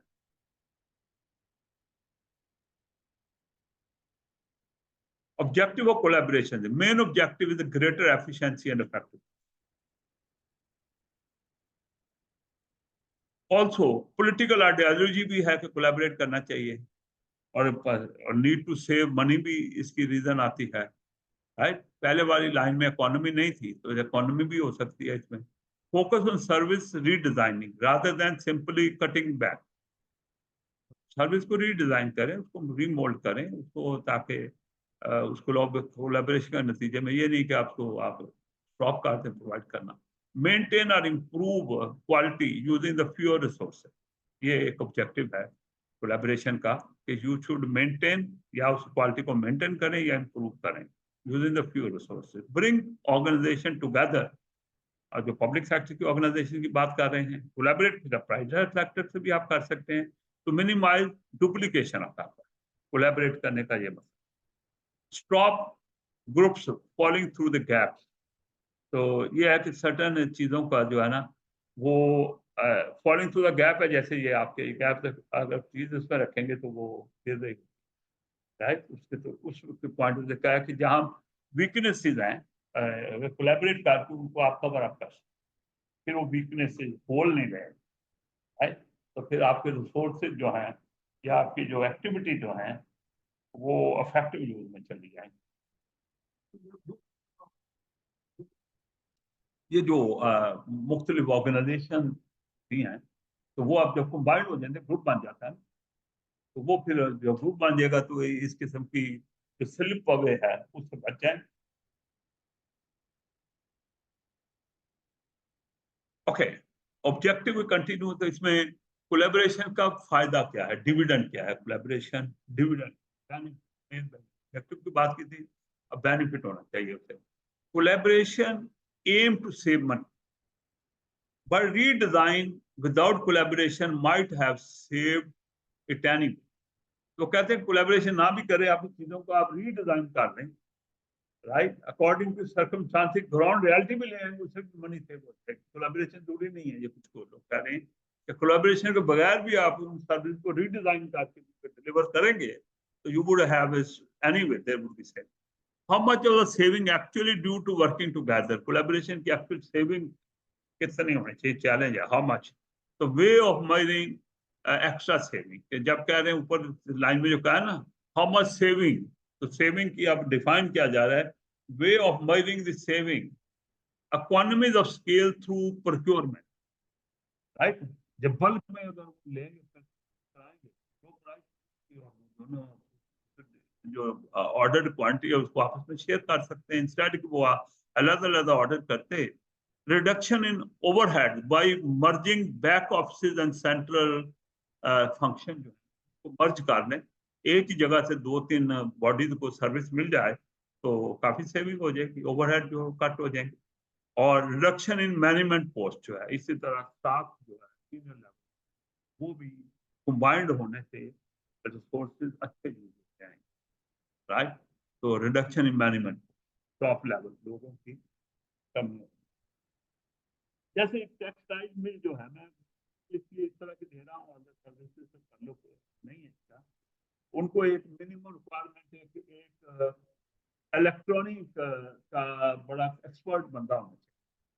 तो अगर तीन चार मिल आपस में जो आसपास हैं वो कोलैबोरेट कर लें कि यार इलेक्ट्रॉनिक के काम के लिए एक टीम रख दे जिसका एक इंचार्ज और तीन टेक्नीशियन, वरना उन्होंने एक इंचार्ज और एक टेक्नीशियन तुम्हारी किसी ने रखा। अब तीन टेक्नीशियन और एक इंचार्ज से 4 यूनिट का काम चल जाएगा, राइट। तो दिस इज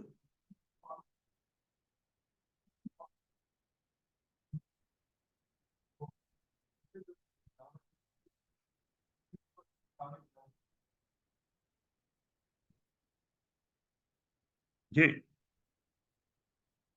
मैंने एक इंटरेस्ट आया था कि आई शुड किसी के ब्याह पे के एग्रीकल्चर लैंड इन कनाडा पे, तो वो उनका एक प्रोविंस था सस्कैचुअन, बड़ा एग्रीकल्चर प्रोविंस। तो पता चला वहाँ लैंड चाहिए, तो उन्होंने कहा कि लैंड आप ले लें, जितनी मर्जी ले लें, कोई मसला नहीं, लेकिन या रोड की लेफ्ट साइड पे लेंगे या राइट साइड पे लेंगे। तो मैंने कहा इसका क्या मतलब? कहते इसका मतलब ये है कि जो राइट साइड है ना उसमें सब में वीट ग्रो होता है और लेफ्ट साइड पे सनफ्लावर ग्रो होता है उसी से, राइट। तो मैंने कहा तो इधर क्या मसला है वो side?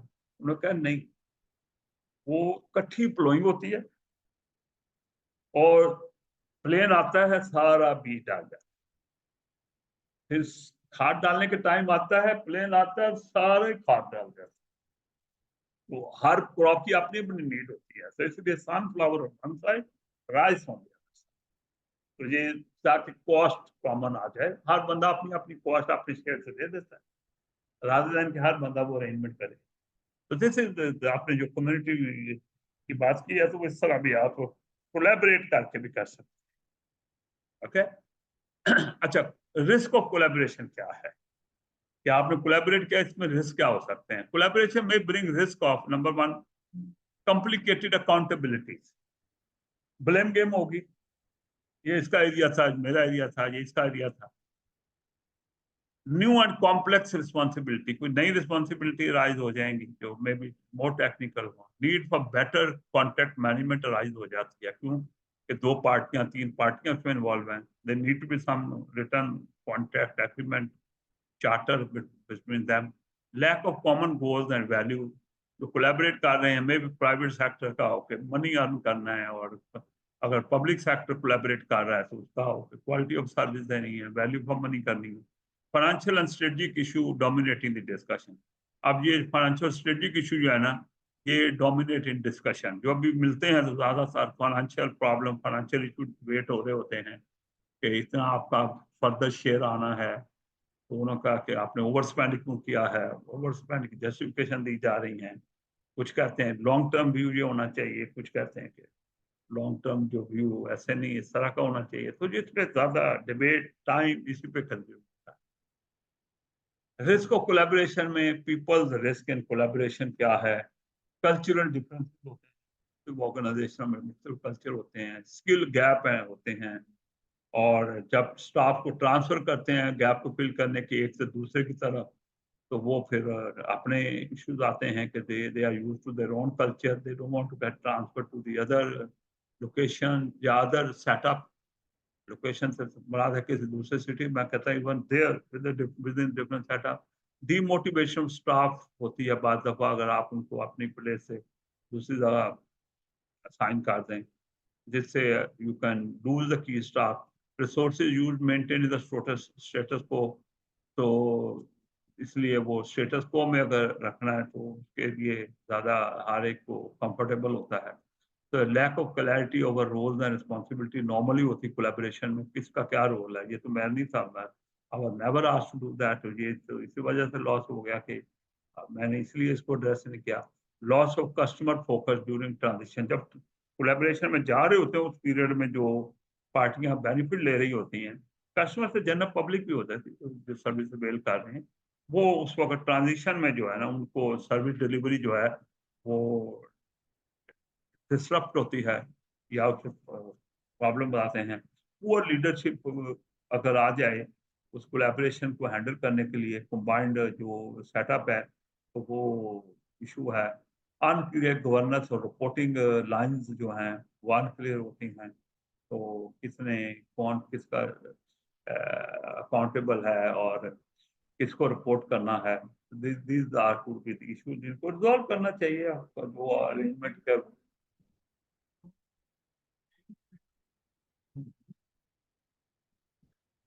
yeah, no one likes the change. Resistance to change. That's it. Resistance to change.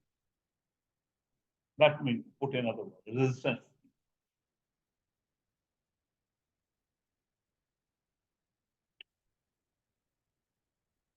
Okay. Risk of collaboration. Consider list of risk. ये प्रीवियस स्लाइड 30-31 पे हमने रिस्क की बात की है, ये तो इन दोनों की बात हो रही है। कंसिडर द रिस्क, राइट, जो कोलैबोरेशन में होते हैं। फिर think how we can manage those risk, those failure को हम कैसे मैनेज कर सकते। Give practical example of such method जिनसे आप उन रिस्क को कर सकते। तो दिस आपको फूड ऑफ थॉट दिया जा रहा है कि ये सारी चीजें जो आपके उनमें ये 3 पॉइंट आप 2 पॉइंट आपके सामने रखे जा रहे हैं। तो वो जो रिस्क की लंबी चौड़ी लिस्ट थी उनको कैसे मैनेज करना चाहिए, कैसे मैनेज, सारा पे सोचें, आपके पास कोई ना कोई सोल्यूशन होगा कि उसको ऐसे करना चाहिए। मैं तो कहता हूँ कि clear clear cut everything is covered in arrangement in written form, properly communicated to the people and properly monitored कि उसके मुताबिक काम हो रहा है। तो आई वुड से लाइक इन्हीं में से मैं निकालूंगा कि इसमें ये करना चाहिए। उसने कहा कि give practical example of something. ये आपके लिए एक एक्सरसाइज की बात हो रही है, होम एक्सरसाइज की बात हो रही है। जी सारा शेख, आप क्या कर रही हैं?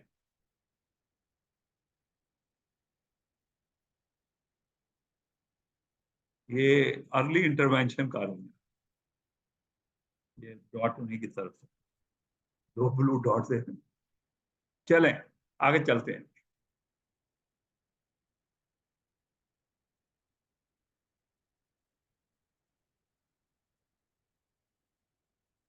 चार भी अभी तो बड़ा टाइम है ये। हाँ, हाँ, हाँ टाइम। ओके, तो ये वेरियस कोलैबोरेशन के मॉडल आ गए अब आपके सामने। ठीक है, अब इसमें क्या है, जॉइंट वेंचर है। पहले देखें इन सारी चीजों को आके ये है क्या, फिर इनकी एडवांटेज डिसएडवांटेज क्या है, दो चीजें हैं। What the meaning of that, what is the advantage disadvantage of the, basically we are going to look at from that angle.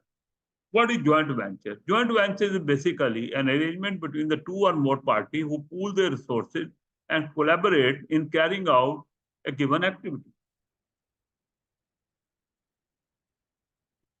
जिसके लिए normally a new entity is formed which is jointly owned. A new entity is created which is jointly owned. Normal, मैं नहीं कहा always, normal, right? तो joint venture जो है without entity create किए बगैर भी हो सकता है। जैसे जैसे दो colleges हैं, they collaborate to offer a program, special education program, right. उन्होंने कहा कि ये, अब क्या उन्होंने कहा कि इसके जो है वो क्लासेस जो हैं वो 3 सब्जेक्ट की क्लासेस मेरे कैंपस होंगी, 2 की आपके कैंपस में हो जाएंगी। इन 3 में मेरा स्टाफ टीच कर देगा, इन 2 में आपका स्टाफ टीच कर देगा, राइट। तो उन्होंने कोई नई एंटिटी नहीं बनाई, right.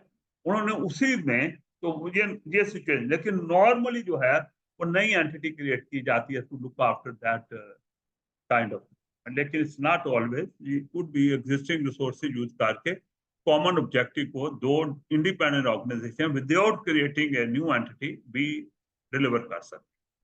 Profit shared among the owners, और जो भी रिवॉर्ड है, application to public sector with private sector involve. तो इसमें आपने यानी इसको डिजाइन करना है आपने, जिसमें पब्लिक सेक्टर भी और प्राइवेट सेक्टर के भी लोग इन्वॉल्व हो। तो that is joint venture between the two. Public sector भी हो सकता है, right. Between the private sector तो होता ही रहता है। ये उसके एडवांटेज डिसएडवांटेज। एडवांटेज में shared risk and reward, right. Reward भी शेयर हो जाता है, रिस्क भी शेयर। नुकसान होगा तो दोनों का होगा, एक के गले में नहीं पड़ेगा। Can create own culture to serve own purpose, right. तो अपने तरीके से और अपने स्टाइल से अपने ऑब्जेक्टिव के लिए वो एंटिटी काम कर सकती है। Access to skill set of the partner, तो इन जितनी बॉडीज उसकी पार्टनर हैं उनकी जो स्पेशलिटीज हैं उनका फायदा उठाया जा सकता है। डिसएडवांटेज क्या है? Different culture because of different way of operating. वो क्रिएट कर रहे हैं उनके अपने कल्चर में डिफरेंस है, और वो अपनी प्रेफरेंसेस का डिफरेंस है, अपने स्टाइल का डिफरेंस है। तो जब वो कंबाइंड वर्क करना चाहेंगे तो वो चीजें वहां प्रॉब्लम क्रिएट करेंगी। Mistrust of sharing comparative sensitive data, तो ये डाटा तो शेयर करना पड़ेगा जो कंपैरेटिव भी होता है, सेंसिटिव भी होता है। तो हर कोई उसमें सोच रहा होता है कि यार ये डाटा मैं प्रोवाइड कर दूं, इसका मुझे जो है एक जो अभी एडवांटेज रहता है कंपैरेटिव वो खत्म हो जाएगा, या ये सेंसिटिव है, ये अगर लीक आउट हो गया, मिस यूज हो गया, तो दैट्स कुड बी। अपने ऑर्गेनाइजेशन में तो कंट्रोल कर रहे होते हैं, जब दूसरे के साथ कोलैबोरेट करके डाटा शेयर कर रहे होते हैं तो they are shaking. Additional level of governance required for new entity, पहले अपनी अपनी गवर्नेंस है, अब इसको चलाने के लिए they need some top body, top mind, top brain to run that. और potential cost of staff transfer, अब नई बैच में उन्होंने अपना जो स्टाफ ट्रांसफर करना है उसके अपने कई potential problem. Staff may not like to move to new entity, और मे भी आप वहाँ ट्रांसफर कर देंगे तो वहाँ फिर उसकी एम्प्लॉयमेंट ब्रेक हो जाएगी, नई एम्प्लॉयमेंट शुरू हो गई। पेंशन जहाँ मिलती थी, पेंशन का क्या बनेगा? पेंशन अब बाद में रिटायर्ड होगा जब बंदा, और 5-7 साल बाद कौन देगा उसको पेंशन? तो ये सारे इशू आगे भी यही चीजें यहाँ डिस्कस होती। तो ये एग्जाम्पल है, ये this is example joint venture की। तो purpose is to provide insight to challenge and risk जो जॉइंट वेंचर अरेंजमेंट में आते हैं। तो जैसे लोकल गवर्नमेंट की एक एग्जांपल है कि बार्नेट जो है ये लंदन के अंदर एक लोकल अथॉरिटी है, उसने और कैप्टा ने एक जॉइंट वेंचर किया था, और पर्पज ये था कि plan, regenerate and regulate services, combined public and private sector की एक्सपर्टी को करके तो वो दिया जाए, सर्विस दी जाए। इसमें 10 साल की इनकम पे देवर थिंकिंग के 39 मिलियन की गारंटीड सेविंग हो जाएगी, और उसके लिए उनको टेक्नोलॉजी में 8 मिलियन इन्वेस्ट करना था, improve the facility and training of staff. तो उन्होंने एक कंपनी क्रिएट की जिसका नाम आर ही था, रीजनल एंटरप्राइज था, to provide the platform for the company to trade its services to the organisation across the public private sector, और सब लोग उससे सर्विस ले सकते। तो उसके 260 एम्प्लॉयज के साथ उन्होंने स्टार्ट किया, और नेक्स्ट 10 ईयर में they were aiming to have more than 500 staff, और फिर टर्नओवर ग्रोथ जो है 10 ईयर में 154 मिलियन डॉलर पाउंड की। तो this is one of the example जो कि क्रिएट हुई जॉइंट वेंचर। अच्छा, सेकंड है कोलैबोरेटिव मॉडल में shared services. Okay, shared service. अब शेयर्ड सर्विसेज में क्या है, very popular approach specially for back office, कि वो सर्विसेज को शेयर करते हैं। सर्विस प्रोवाइड करने वाला जो सेटअप है उसको शेयर करते हैं। Organisation combine effort with certain services like payroll इकट्ठी बनेगी, इंटरनल ऑडिट इकट्ठा कंडक्ट होगा, राइट। तो वो उन्होंने शेयर्ड जो है services one party usually take the lead. इसके अंदर जैसे इंटरनल ऑडिट जो है, इसकी ऑनरशिप कौन लेगा, चलें फाइनेंशियल एंड टेक्निकल रिसोर्सेज तो कंबाइन कर देंगे, लेकिन वो विल, एक लीडर तो एक ही होना चाहिए ना, तो you have to decide one leader. इसके एडवांटेज डिसएडवांटेज क्या है? Better cost efficiency, stronger resilience to staff turnover. लोग छोड़ जाते थे पहले, और इंटरनल ऑडिट वाले आपको हर वक्त बंदे ढूंढने पड़ते थे। अब इस तरीके से आप टुगेदर हैं तो स्टाफ की टर्नओवर का मसला आपका हल हो जाएगा, एक्सपर्टी शेयर हो जाएगी, बेटर क्वालिटी ऑफ सर्विस आ जाएगी। डिफिकल्टी क्या है? डिफरेंट कल्चर हैं, क्योंकि कोलेबोरेशन करेंगे तो वो 3-4 पॉइंट तो वही आएंगे। डिफरेंट कल्चर हैं, mistrust in sharing competitive sensitive data जो है, तो short term dip in service आएगी, क्वालिटी में राइज हो जानी। जब अपने अपने बंद करेंगे, कंबाइंड पे शिफ्ट करेंगे, तो सब 2-4 महीने इंटरनल ऑडिट जो है वो स्टॉप हो जाए या क्वालिटी से ना आए। Lead partner can be too dominant, ये एक मसला है कि चौधरी बन जाएगा, लीड पार्टनर होगा, तो सब कोलैबोरेशन में जब सिंगल पार्टी को लीड देंगे तो ये इश्यूज आएंगे। तो कोलैबोरेटिव मॉडल में जो है शेयर्ड मैनेजमेंट टीम का भी कॉन्सेप्ट है, वो तो शेयर्ड सर्विस थी ना, या shared management team. Organisation combine collaborate and managerial level, जो टॉप पोजीशन के डिसीजन करें। रिपोर्ट टू TCWG, ये क्या है TCWG? बड़ा कॉमन वर्ड है हमारी ऑडिट की जो टर्मिनोलॉजी है ना, उसमें बहुत कॉमन वर्ड है, इससे ज्यादा कॉमन वर्ड शायद कम ही हो। TCWG, those charged with the governance, इसको कहते हैं those charged with the governance, जिनके हाथ में पूरी रिस्पॉन्सिबिलिटी है, लीडरशिप है, जैसे बोर्ड ऑफ डायरेक्टर होता है, उसको ये कहते हैं। Report to the charge governor of both or all bodies involve, उनके टॉप जो बॉडीज हैं, गवर्निंग बॉडीज हैं, उनको रिपोर्ट कैसे जाएगी, ये या उनको रिपोर्ट जाती है। No new legal entity created, कोई नई एंटिटी क्रिएट नहीं की, एक सिर्फ सेटअप क्रिएट किया है, लोगों की टीम बनाई है। Could result in shared service later on, अभी स्टार्ट आपने शेयर्ड सर्विस ने कहा, चलें स्टेप बाय स्टेप चलते हैं, पहले शेयर्ड मैनेजमेंट टीम बना लेते हैं, उसमें कंफर्ट आएगा। पॉपुलर अमंगस्ट NHS और लोकल गवर्नमेंट ज्वाइंट वर्किंग के अंदर ये पॉपुलर रहा है शेयर्ड मैनेजमेंट।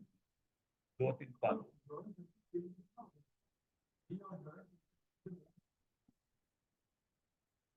जॉइंट वेंचर में आपने बिजनेस कंडक्ट करना है, रन करना है, सेल करना है, प्रोड्यूस करना है, इसके ऊपर डिसीजन मेकिंग के लिए शेयर्ड मैनेजमेंट डिसीजन मेकिंग बात कर रहे हैं, और वो उनको भी वही डिसीजन जा रहा है, उनको भी डिसीजन अकॉर्डिंग जा रहा है, उनको भी जा रहा है।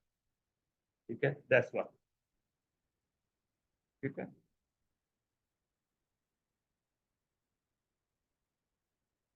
ओके।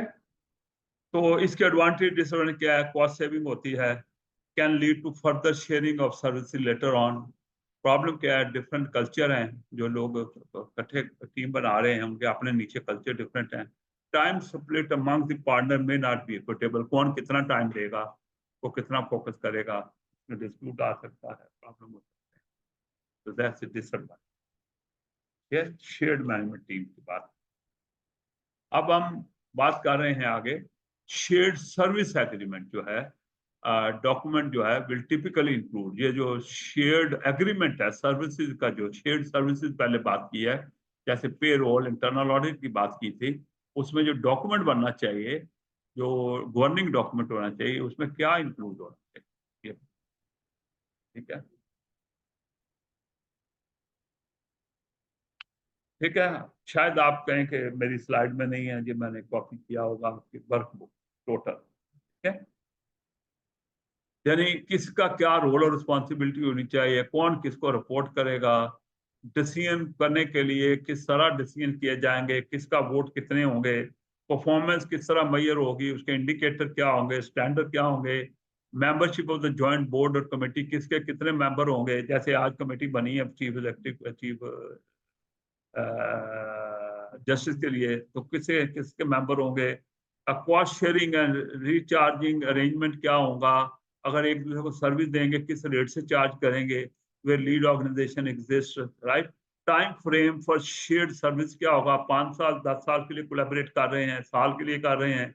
एग्जिट स्ट्रेटजी क्या होगी इन केस के सर्विस फेलियर हो जाए या किसी की रिक्वायरमेंट मीट से नहीं होती उसको, या किसी नए पार्टनर ने एंटर होना है उसकी स्ट्रेटजी क्या होगी, procedure for admission of new partner जो लास्ट, राइट। तो ये आपके जो डॉक्यूमेंट बनेगा उसमें ये चीजें एड्रेस शेयर्ड सर्विसेज के लिए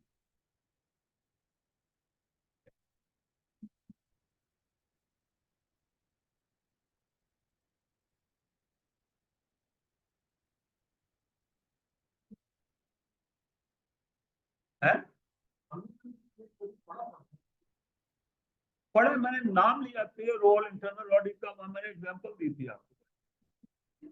तो उसके लिए उसको चलाने के लिए जो डॉक्यूमेंट बनाना है ताकि हम आपस में एक दूसरे का सामना फाड़े, वो क्या होना चाहिए, ये बात हो रही। ये कोई मॉडल नहीं है, ये करना शेयर सर्विस करनी है, एग्रीमेंट बनाओ उसमें इन डिटेल जो बातें करो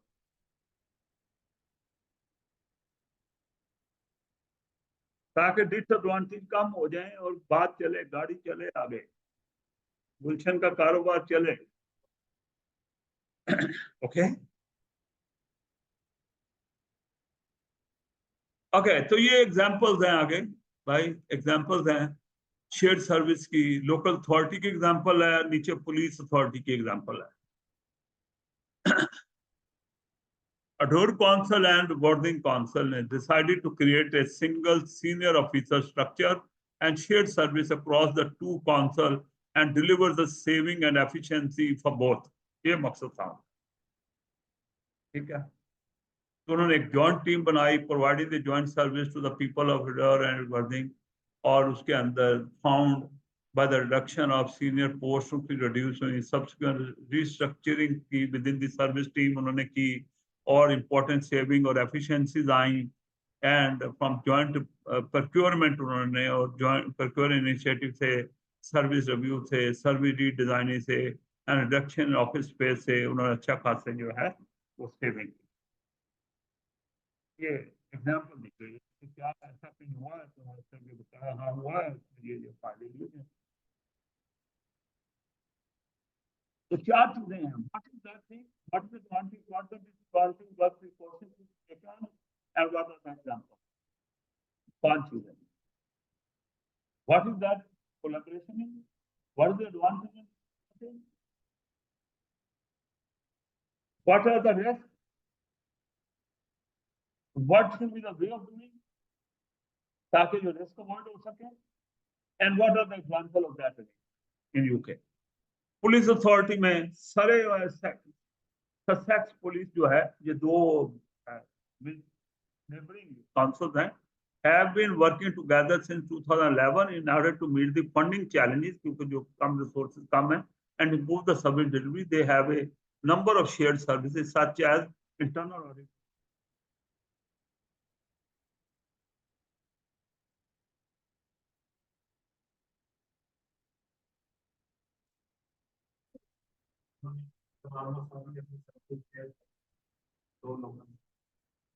तो हम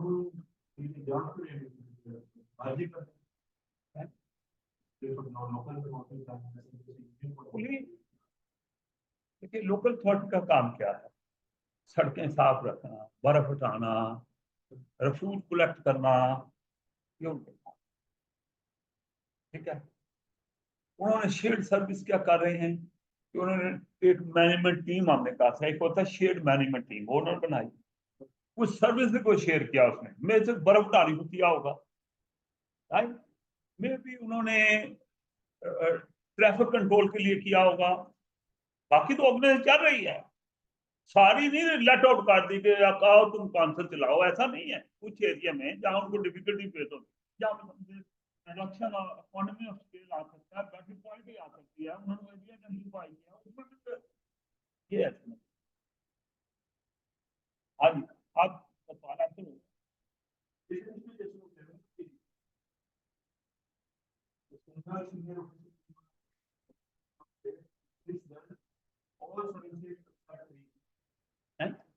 ऑल सर्विसेज, हाँ हाँ, लाइक होम, होम नहीं दिया, दिया नहीं दिया, और उसके लिए वो चीजें एक्सेप्ट उन चीजों के बाकियों में उन्होंने शेयर सर्विस में चले गए। हाँ, बाकी नहीं यार, नहीं यार, नहीं, ये इलेक्ट्रिक बॉडी काउंसिल है, उसकी अलग बॉडी होती है, दो अलग करते हैं। अब लाहौर और लखनऊ को आपने लाहौर को पहले छवि तो चेंज कर सकते हैं, लेकिन लाहौर को लखनऊ के अंदर मर्ज कर, तो ताकि वो उसकी बॉडी भी लाहौर में चलाए, दैट्स नॉट बात है। हाँ, अच्छा,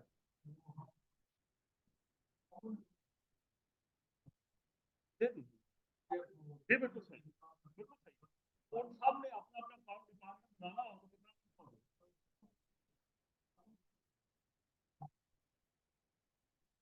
नहीं नहीं, जहाँ उन्होंने फील करते हैं कि ये चाबी मारने से अपने वाले करना बेहतर है, तो लेता हो जाना। अगर ये हो कि नहीं, इंतजार करने से लेता ज्यादा ज्यादा ही हो जाना चाहिए।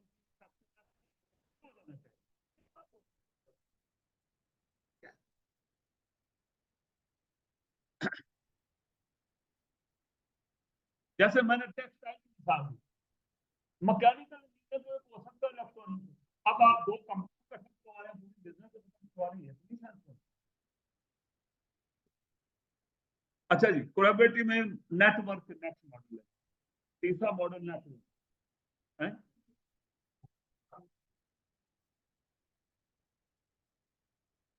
ये 43 स्लाइड बोलो बोलो, 43 हुई है, ये टोटल 70, जिसमें एंड पे 3-4 ऐसे ही हैं। तो वो मैंने कवर करनी है, तो उम्मीद है कि आने के बाद कवर हो जाएंगे, लेकिन मैं भी 5:15 तक मैं पहले बता देता हूँ, ठीक है।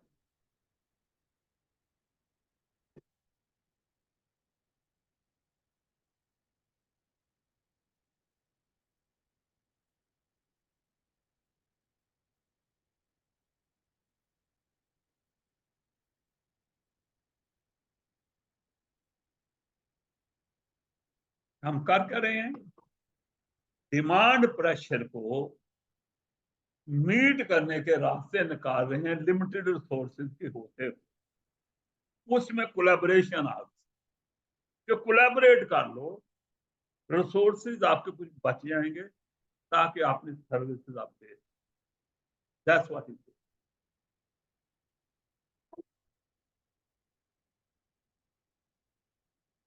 और कोलैबोरेशन और एक्टिविटी में सपोर्ट एक्टिविटी में, this is a payroll internal audit support.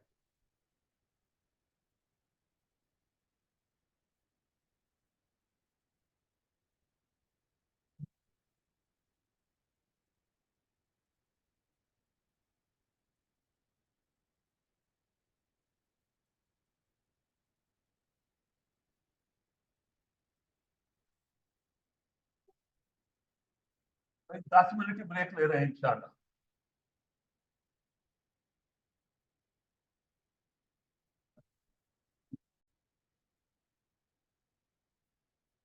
Okay, तो we are looking at network. मैंने नेटवर्क में आपसे ये बात कर रहा हूँ कि ये authorities, agencies, companies coming together to form relationship with one organization leading। इस सेटअप में एक ऑर्गेनाइजेशन लीड करती है, ये आपस में रिलेशनशिप फॉर्म करते हैं। किसके लिए करने हैं वो डिसाइड इन्होंने करना है, क्या सर्विस, क्या idea.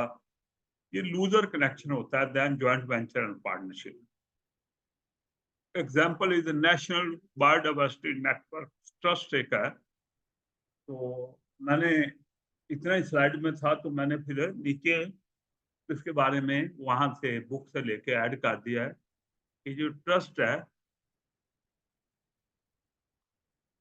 Setup as a independent charity 2000 में, to oversee and facilitate the development of a network, to make information available to conservation body and to publish the result। जो environment को control करने वाली bodies हैं, उनको ये information provide करते थे। ये information आती कहाँ से थी? Trust is also supported by a wide range of biodiversity data contributor and user through a membership scheme.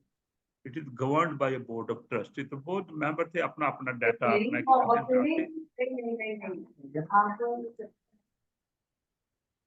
कि क्या बात हो रही है।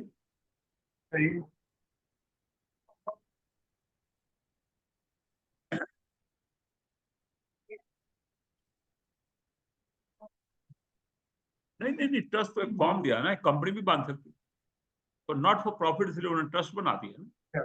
तो मकसद क्या है कि नेटवर्क बनाया जिसमें इंफॉर्मेशन अवेलेबल होगी, लोग शेयर करेंगे जो इसके मेंबर होंगे, तो नेटवर्क बना दिया उन्होंने अपना। लेकिन ये लूज अरेंजमेंट है देन फॉर्मिंग ए कंपनी या पार्टनरशिप। तो ये एक एग्जांपल दी है आपको कि ये जो नेशनल बायोडाइवर्सिटी नेटवर्क ट्रस्ट है, ये एक एग्जांपल है। बाकी दो बुलेट ने बात सब मुकम्मल कर दी। ये तो आपको एग्जांपल है, कहाँ से एग्जांपल भी आपके पास होनी चाहिए। एडवांटेज डिसएडवांटेज का है कि नेटवर्क के जरिए you get the opportunity may be pursued quickly और एक्सेस टू, देखना डाटा रेडीली अवेलेबल है, वरना तो उन्हें बड़ी मेहनत करके वैसा डाटा किसी को अपना अपना इकट्ठा करना पड़ता। Access to other resources knowledge, एक दूसरे के रिसोर्सेज नॉलेज जो है एट नो कॉस्ट अवेलेबल हो जाते हैं, या नो कॉस्ट या लो कॉस्ट दोनों हो सकते हैं, नो कॉस्ट भी हो सकते हैं, लो कॉस्ट। सुटेबल, जब चार्जेस रखते हैं तो लो कॉस्ट हो जाएंगे। Suitable when formal collaboration are not necessary, तो वहाँ ये सुटेबल ये तरीका है कोलैबोरेट करने का। डिसएडवांटेज है वही mistrust of sharing comparative sensitive data, different culture because of different ways of operating of each partner. तो लिमिटेड स्कोप कोलैबोरेशन होती है इसमें, बड़े वरना आप जॉइंट वेंचर और पार्टनरशिप भी एस्टैब्लिश करने चाहिए, तो इस तरीके से एक लिमिटेड स्कोप कोलैबोरेशन जरूर आ जाती है। अगला मॉडल है लाइसेंसिंग का। Licensing is public sector organisation able to earn revenue from intellectual property जो डेवलप किए हैं उनसे, ये कोई पेटेंट कॉपीराइट तरीके से, ये भी मैंने वर्कबुक 2 में आपको टीच किया था। May allow other to use IP, licence fee देके वो इंटेलेक्चुअल प्रॉपर्टी यूज कर सकते हैं दूसरे लोग। National health services has developed a innovative licensing access pathway, ये ILAP कहते हैं। और ये जो अदारे जो हैं NICE national institute of health care excellence जो है ये है, MHRA ड्रग कंट्रोल अथॉरिटी है जी। ये जरा अपना पीछे से इसको बंद कर लें अपने माइक को, आवाज आ रही है हमें। तो national health England Scotland Welsh body जो है वो इस तरह उन्होंने अपने IP क्या ये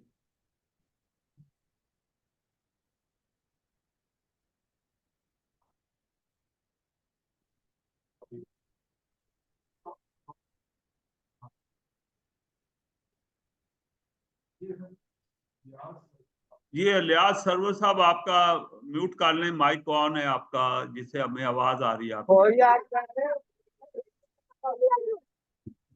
लियाज सर्वर साहब माइक म्यूट करें अपना।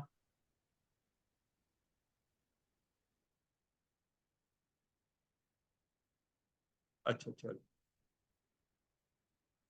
अच्छा, ये लाइसेंसिंग की बात हो रही थी। ये नेशनल अथॉरिटी भी जो है ना, ये रेगुलेटरी अथॉरिटी है वहाँ की, ये ड्रग वगैरह को प्रूव करती है, लाइसेंसिंग देती है, तो उस पर वो चार्ज ही करके लोगों को एम है कि provide the access to new medicine more quickly. तो इस तरीके से ये लाइसेंसिंग अरेंजमेंट चलती है, लेकिन ये IP के ऊपर होती है। तो ये भी एक अरेंजमेंट है, कोलैबोरेशन है कि आप अपना चीज़ें ना इन्वेंट करें, जो इन्वेंट हुई हैं उनको यूज करके आप अपना काम, ये पब्लिक सेक्टर ऑर्गेनाइजेशन के लिए बात हो रही है। अच्छा, फिर इसमें एक है जिसको इनहैंस पार्टनरशिप या फ्रेंचाइजिंग भी कहते हैं। मैंने फ्रेंचाइजिंग लिखा था लिस्ट में, लेकिन इसमें इनहैंस पार्टनरशिप भी कहते हैं। एक तो नॉर्मल पार्टनरशिप ज्यादा डीप रूटेड पार्टनरशिप है कि national business strategy requires local transport authority to establish one or other partnership या franchise arrangement। तो उसमें एग्जांपल दी जा रही है इनहैंस पार्टनरशिप की। लोकल ट्रांसपोर्ट अथॉरिटी जो है they provide the facility service, for example बस लेन, पार्किंग रिस्ट्रिक्शन, कि वहाँ पे पार्क नहीं कर सकता, and other facility necessary to operate the buses. और जो बसेज वाले लोग होते हैं जिनकी अपनी अपनी बसेज होती हैं, वो उस तरह का कलर जो उस अथॉरिटी में चलता है, रेड है या ब्लू है या जो भी है, वो करने के बाद operator provide the service standard, यानी टाइमिंग क्या होगी बस ऑपरेट होने की, कितनी देर बाद बस आया करेगी, ये सारी अरेंजमेंट हो जाती है। इसको इनहैंस पार्टनरशिप कहते हैं। और इस तरह फ्रेंचाइजीज है जिसमें local transport authority specify required service level, routes, fares etcetera. Operator bid करते हैं इन कंपेटिटिव टेंडर फाइल करके for franchise to provide these services जो है। तो ये फ्रेंचाइजिंग हो जाए कि उन्होंने फ्रेंचाइज कर दिया एक रूट जो है किसी के लिए। मुख्तलिफ रूट होते हैं एक शहर में, फ्रेंचाइज कर दिए और वो लोग जो हैं। दिस इज टू अप्रोच, दोनों में कुछ फर्क है।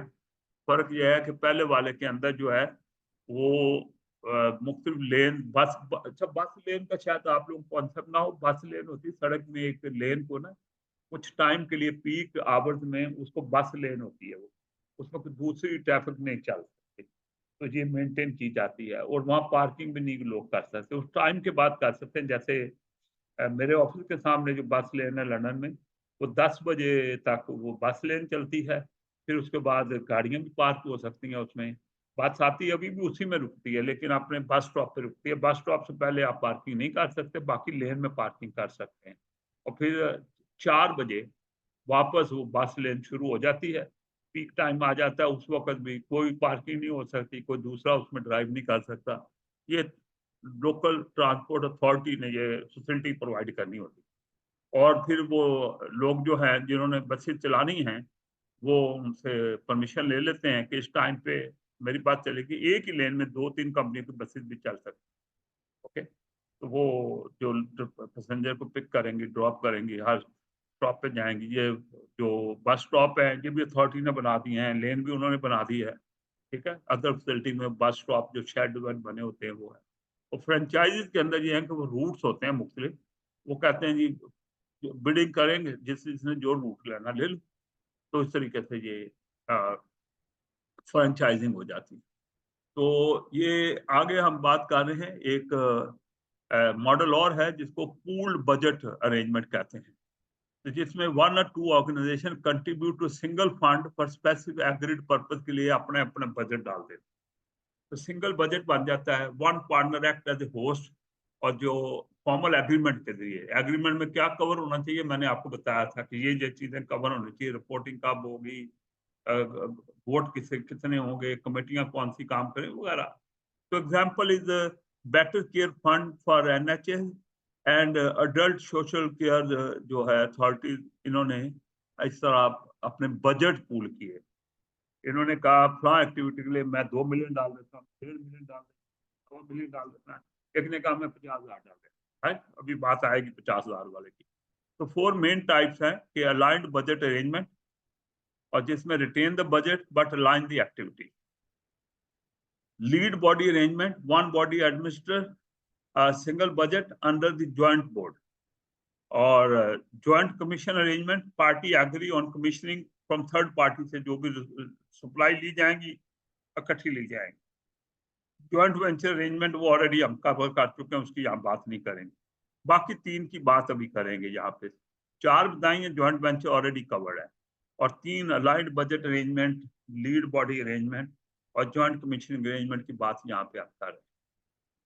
ये अलाइंड बजट इन्वॉल्व करता है 2 or more partner working together to jointly consider their budget and align their activity to deliver the agreed aim and outcome while retaining complete accountability and responsibility for their own resources. अपने अपने लोगों को जवाब दे रहेंगे ये लोग, कितने पैसे आपको इकट्ठे हुए थे उनका क्या बना।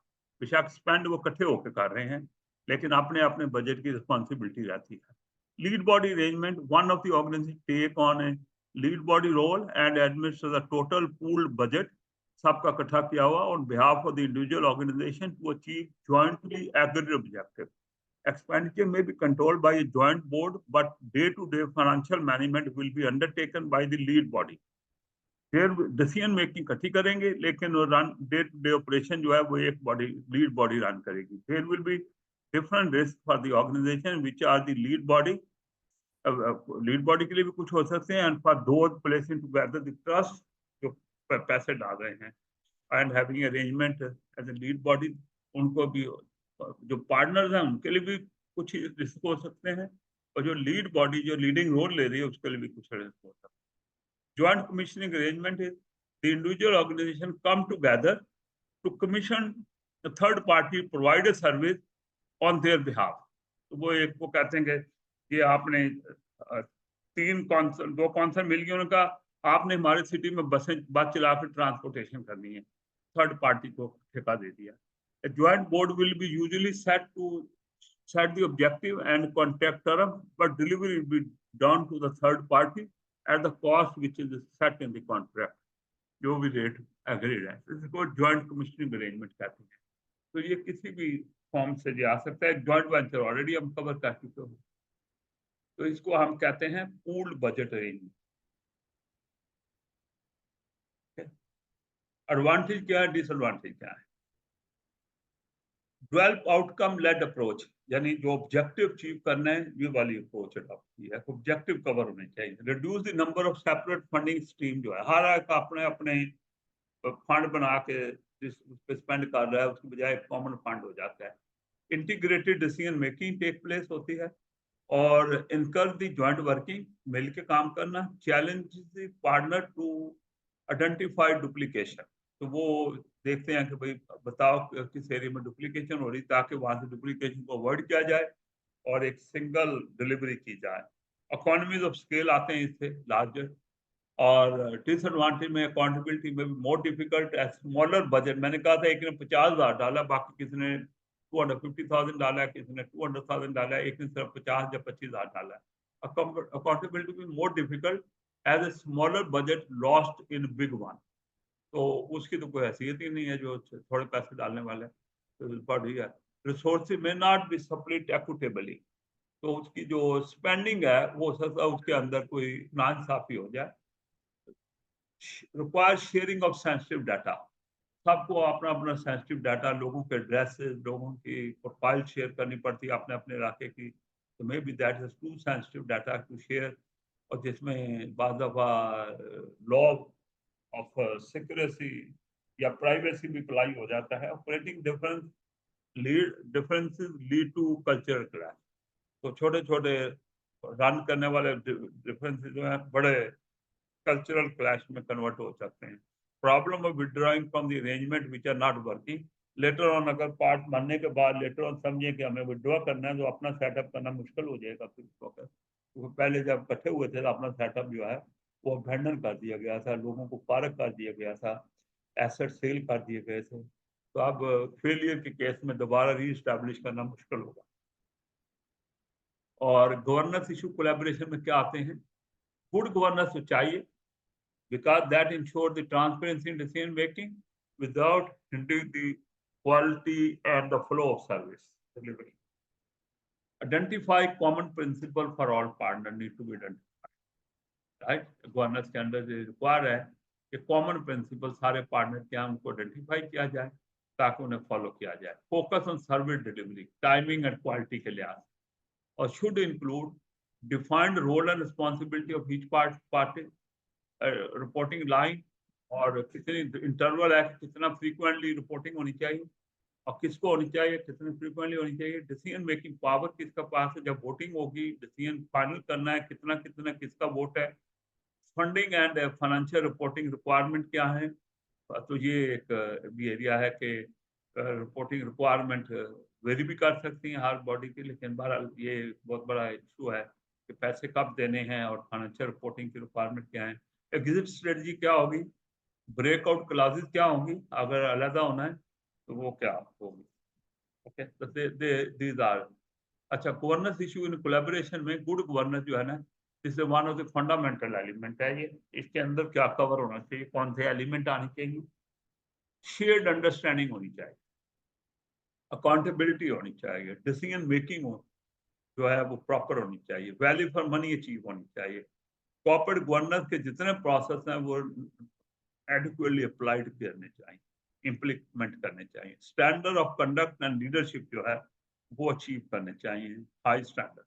तो इसमें जैसे शेयर्ड अंडरस्टैंडिंग में क्या है, स्ट्रक्चर क्या होगा ऑर्गेनाइजेशन का, पर्पस एंड एम क्या है उनके इकट्ठे होने के, कौन सी एक्टिविटी इन्वॉल्व होगी, कौन कौन उसका मेंबर होगा, कौन कौन उसमें पार्टिसिपेट करेगा, अकाउंटेबिलिटी, रिपोर्टिंग क्या होगी, मीटिंग कैसे होंगी, ओपननेस एंड एंगेजमेंट को कैसे, एंगेजमेंट होते हैं किसी को कंसल्ट करना, किसी को ऑन बोर्ड लेना, तो वो क्या अरेंजमेंट होंगे, ओपननेस के सबको पता हो कि ट्रांसपेरेंसी होनी चाहिए, यानी सबको पता हो क्यों क्या डिसीजन किया जा रहा है, डिसीजन मेकिंग में रिकॉर्ड रखना है, जितनी भी अथॉरिटी डेलीगेट हुई है की डिसीजन जो टेक प्लेस हुए उनकी मिनट्स रखनी होंगी, और वैल्यू ऑफ फॉर मनी क्या है, कॉस्ट बेनिफिट को अंडरस्टैंड करना होगा, मैच करना होगा, कंपेयर करना होगा, और corporate good governance contribute to delivery of high quality cost effective services जो है, इसलिए गुड गवर्नेंस के जितने भी कंपोनेंट हैं कॉर्पोरेट गवर्नेंस के वो फॉलो होने चाहिए। तो एक गुड गवर्नेंस है, एक कॉर्पोरेट गवर्नेंस है, दो चीजों में फर्क है, राइट। गुड गवर्नेंस तो कहीं भी हो सकता है, कॉर्पोरेट जो है ना एक बॉडी को कैसे अच्छी तरह मैनेज करना है, that's what it is, right. तो इसी तरह इनके जो स्टैंडर्ड ऑफ कंडक्ट और लीडरशिप जो है हाई होने चाहिए, और एग्री करना चाहिए इनको, ताकि वो during the way of partnership के हर स्टेज पे वो वर्क करें, परफॉर्म हो properly.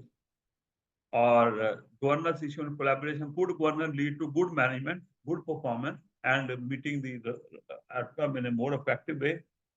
No one size fit all solution दो, कि ये नहीं कि एक ही जो है वो चलेगा, सिचुएशन मुताबिक वेरी करेगा, कहीं गुड गवर्नेंस के कुछ डिफरेंट फीचर होंगे, arrangement should be proportionate to the requirement. ये एक छोटा सेटअप है तो उसके मुताबिक गुड गवर्नेंस की अरेंजमेंट होनी चाहिए, क्योंकि वो कॉस्टली होती हैं वो स्टेप लेने, और बहुत बड़ा सेटअप हो तो बहुत ही टॉप लेवल की गवर्नेंस होनी चाहिए। Partner will have a different model and expectation, उसके अंदर जितने पार्टनर हर एक की अपनी अपनी प्रायोरिटी और अपनी एक्सपेक्टेशन होती हैं, उन सबको मीट करना चाहिए, और एवेल्युएट अगेंस्ट कोर प्रिंसिपल और सिफा गुड गवर्नेंस स्टैंडर्ड। सिफा ने गुड गवर्नेंस स्टैंडर्ड जो दिए हैं उसकी लिस्ट दी गई है, जो भी गवर्नेंस मॉडल आप बनाएं तो जरा उनको कंपेयर कर लें या एवेल्युएट करें कि जो सिफा के मॉडल्स हैं उसके लिए क्या है, फोकस में पर्पस है, आउटकम। हमारा फोकस है ऑर्गेनाइजेशन और सेटअप कोलैबोरेशन का जो सेटअप है उसके पर्पस अचीव करने और आउटकम को अटेन करने पे होना चाहिए। क्लियरली डिफाइंड रोल और रिस्पॉन्सिबिलिटी होनी चाहिए, need to promote and demonstrate value through high standard of conduct, और सबको अच्छे बच्चे बन के रहना चाहिए। Develop the capacity and capability, जो कोलैबोरेशन है उसकी जो है या ऑर्गेनाइजेशन उसकी कैपेसिटी और कैपेबिलिटी को डेवलप करना चाहिए। इन्फॉर्म्ड ट्रांसपेरेंट डिसीजन लेने चाहिए, और जो सब्जेक्ट टू स्क्रूटनी हो, कोई दूसरा उसको स्क्रूटनाइज करके उसमें से बता सके कि दे वर गुड और बैड, और आइंदा जो लेसन लर्न क्या होने चाहिए।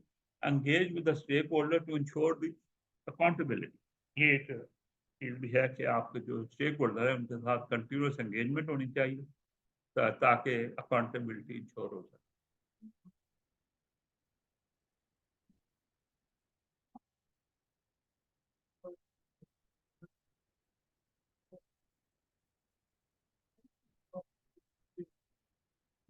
देखिए वो तो फाइनेंशियल फंक्शन के एंगल से पढ़ा, ये कोलैबोरेशन के एंगल। आपको पहले मैंने एक गवर्नर पढ़ाया था, वो फाइनेंशियल मैनेजमेंट के पॉइंट कि ये कोलैबोरेशन के एंगल से पढ़ा। ठीक है, चीजें वही होंगी, कोलैबोरेशन में वो कैसे अप्लाई हो रही है। ठीक है, तो ये जो गवर्नेंस के इश्यूज हैं इन कोलैबोरेशन, वो उसमें शेयर्ड रिस्क है और दूसरा पार्टनर ऑर्गेनाइजेशन के रिस्क है, जो ज्वाइन करते हैं उनके रिस्क है, एक शेयर्ड रिस्क है जो कंबाइंड रिस्क है, एक अपने अपने रिस्क है। हाँ, जो भी individual part contribution does not match the expenditure, हर एक ने जो कंट्रीब्यूट किया है उनकी जो एक्सपेंडिचर है उनसे रिलेटेड वो ज्यादा होते हैं, उनकी कंट्रीब्यूशन कम है। This agreement on managing overspend, कि ओवरस्पेंड हो जाए तो वो किस किस ने कितना कंट्रीब्यूट करना है उस पर डिसएग्रीमेंट आ सकता है। Partner can not make shortfall owing to their constant, कोई ऐसा भी हो सकता है पार्टनर कि उसके पास पहले डेफिसिट जा रहा है, वो फंड और कहाँ से लाए जो ओवरस्पेंड हो गए हैं। चेंज ऑफ ऑब्जेक्टिव और रिस्पॉन्सिबिलिटी टेक प्लेस हो सकती है विद चेंज इन सर्कमस्टांसेस, तो उसमें शिफ्ट आ सकता है। Other financial exposure like loss of asset, अगर आपने कोई एसेट दे दिया तो वो वहीं पे जो है वो क्योंकि आपके कंट्रोल से निकल गया, एक शेयर रिस्पॉन्सिबिलिटी में चला गया, तो चांसेस है कि वो एसेट जो है वो बाद में उसको ट्रेस करना मुश्किल हो जाए। ठीक है। पार्टनर्स ऑर्गेनाइजेशन रिस्क क्या है? Failure to achieve aim outcome and efficiency. जिसको सोच के हमने शेयरिंग में गए थे वो तो मिल ही नहीं रहा, हमारा तो ऑब्जेक्टिव डिफरेंट था, ये तो उससे सर्व ही नहीं हो रहा। तो arrangement unable to respond to changes circumstances, ये है कि जब हमने डिसाइड किया था उस वक्त और ग्राउंड रियलिटी थी, अब पेंडेमिक आ चुका है, उसके रिजल्ट में नेचर ऑफ सर्विस जो रिक्वायर्ड है वो बदल चुकी है, लोगों की एक्सपेक्टेशन बदल चुकी हैं। तो लिहाजा वो जो पुराना मॉडल है जिसको हमने एग्री किया, कॉन्ट्रैक्ट लिखा हुआ था, वो तो नहीं चलेगा। तो इसलिए जो है मेरी जो है नीड पूरी नहीं होगी इंडिविजुअल पार्टनर की शायद उससे, और कुछ के लिए वो फिट रहे, हो सकता है कुछ के लिए वो आउटडेटेड हो जाए।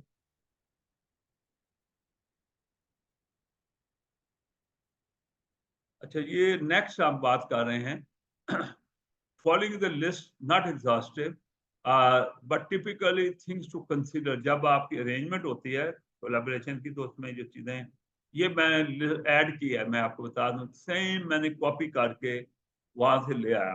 ठीक है, geography, data, analytic system, reporting line, demographic of the customer, financial reporting differences, ये ले आया। राइट, कि जो कंसिडर होने चाहिए, right, has to be considered in collaborative arrangement की बात हो रही है।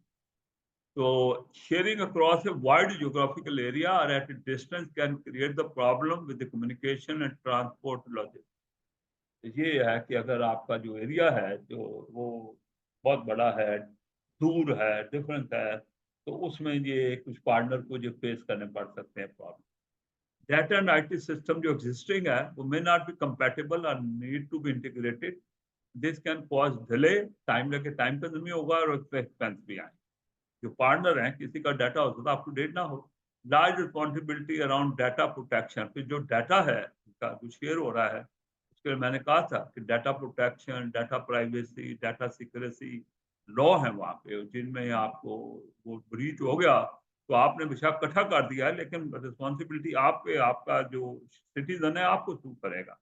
कि जैसे बहुत डाटा, जैसे मेडिकल डाटा होता है, राइट, वो मेडिकल डाटा बहुत एक डैमेजिंग डाटा हो सकता है अगर वो किसी दूसरे को हो जाए कि इस आदमी को ये इशू है या फलां इशू है या फलां इशू है, तो वो दैट कुड क्रिएट एम्बैरेसमेंट और may be the hardship for the person जिसका डाटा लीक हुआ है। तो रिपोर्टिंग लाइन जो है पर्टिकुलर जब मैट्रिक्स रिपोर्टिंग होती है ना, तो उस वक्त प्रॉब्लम आते हैं। तो फिर reporting to manager based remotely, दूर दूर बैठे, can lead to poor communication and delay to decision making. एक मैट्रिक्स रिपोर्टिंग का प्रिंसिपल बताया प्रॉब्लम। मैट्रिक्स होता है डिफरेंट लेयर पे रिपोर्टिंग हो रही होती है, इसको भी देना है, इसको भी देना है, इसको भी देना है, इसको मैट्रिक्स रिपोर्टिंग कहते हैं। मल्टी लेवल रिपोर्टिंग जिसको कहते हैं, या मल्टी अथॉरिटी रिपोर्टिंग जिसको कहते हैं। तो इसी तरह जो रिमोट लोग बैठे होते हैं उनको जब रिपोर्ट करते हैं तो हो सकता है कि कम्युनिकेशन प्रॉब्लम आए या उनको लेट मिले, जिसमें डिसीजन मेकिंग उनकी इफेक्ट हो जाए, टाइमली नहीं ना रहे। डेमोग्राफी और कस्टमर बड़ा हेल्प करते हैं। अगर किसी की डेमोग्राफी डिफरेंट है तो उसकी स्पेंडिंग डिफरेंट होगी। When collaborating organisation have different customer base, there may be issue of equality and inclusivity for customer, ये इशू आ सकता है, right.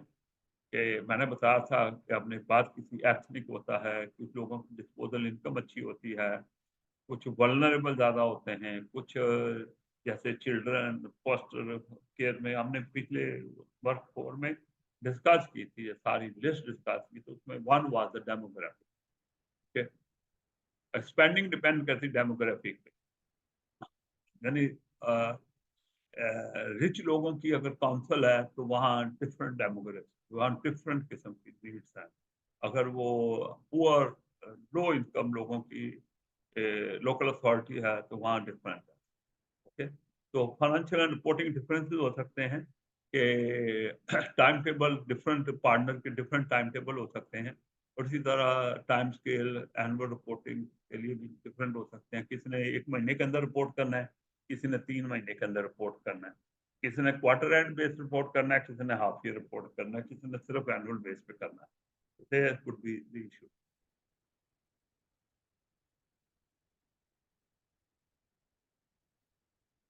Public sector trading company पे आ गए। अब हमने कहा था कि इसमें कोलैबोरेशन में एक पब्लिक सेक्टर ट्रेडिंग कंपनी भी हो सकती है, म्यूचुअल भी हो सकते हैं। अब मैं उनकी बात करने लगा, म्यूचुअल की और पब्लिक सेक्टर की बात करने लगा। ओके, लोकल गवर्नमेंट अथॉरिटी का जो एक्ट है 2003 and localism act 2011 widen the scope for trading at profit. पहले काउंसिल को, अथॉरिटीज को प्रॉफिट पे ऑपरेट करने की परमिशन नहीं थी, लेकिन इन दो एक्ट ने इनकरेज किया है, अपॉर्चुनिटी प्रोवाइड की है कि जहां वो ऑन चार्जेस कुछ सर्विस देना चाहें, प्रॉफिट अर्न करना चाहें, फ्री ना देना चाहें तो वो कर सकते हैं।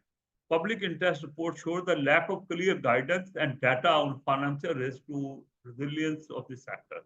ये इशू है क्योंकि उन्होंने कि पब्लिक इंटरेस्ट की जो रिपोर्ट आई, उन्होंने बताया कि क्लियर गाइडेंस नहीं है कि किन एरिया में ट्रेडिंग प्रॉफिट पे की जा सकती है, डाटा भी अवेलेबल नहीं है कि जो फाइनेंशियल रिस्क एक्सपोज होते हैं ऐसी सिचुएशन में डिलीवरी एक प्रॉपर तरीके से करने में रेजिलियंस के साथ।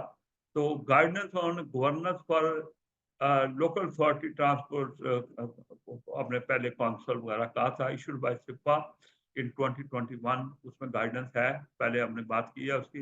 एंड फोकस ऑन, इसका फोकस ज्यादा इस गाइडेंस का है, focus on reducing risk and stronger assurance to reduce the financial and reputational risk along with the strong financial management। एक तो strong financial management होनी चाहिए, दूसरा risk management होनी चाहिए।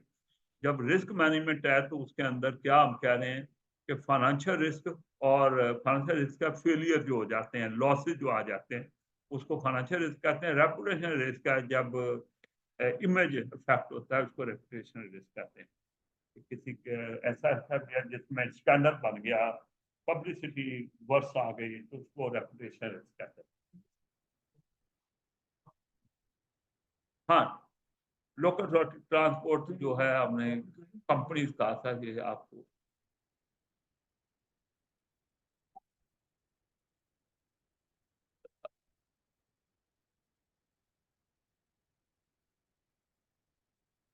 नहीं, वो मैं बताता हूँ वो क्या है, ये मैं बताता हूँ, आप नोट कर लीजिएगा जरा से।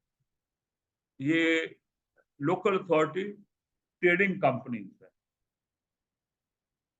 Trading company, local authority trading company, इसका हम ऊपर जिक्र कर रहे हैं, पब्लिक सेक्टर ट्रेडिंग कंपनी। अच्छा जी, पब्लिक सेक्टर ट्रेडिंग कंपनी के इशू टू कंसिडर क्या है? एक तो लीगल फीस है। जब आप कंपनी सेटअप करते हैं ना, तो बहुत सी उसकी सेटअप कॉस्ट होती है, तो आपको प्रोफेशनल सर्विसेज लेनी पड़ती हैं।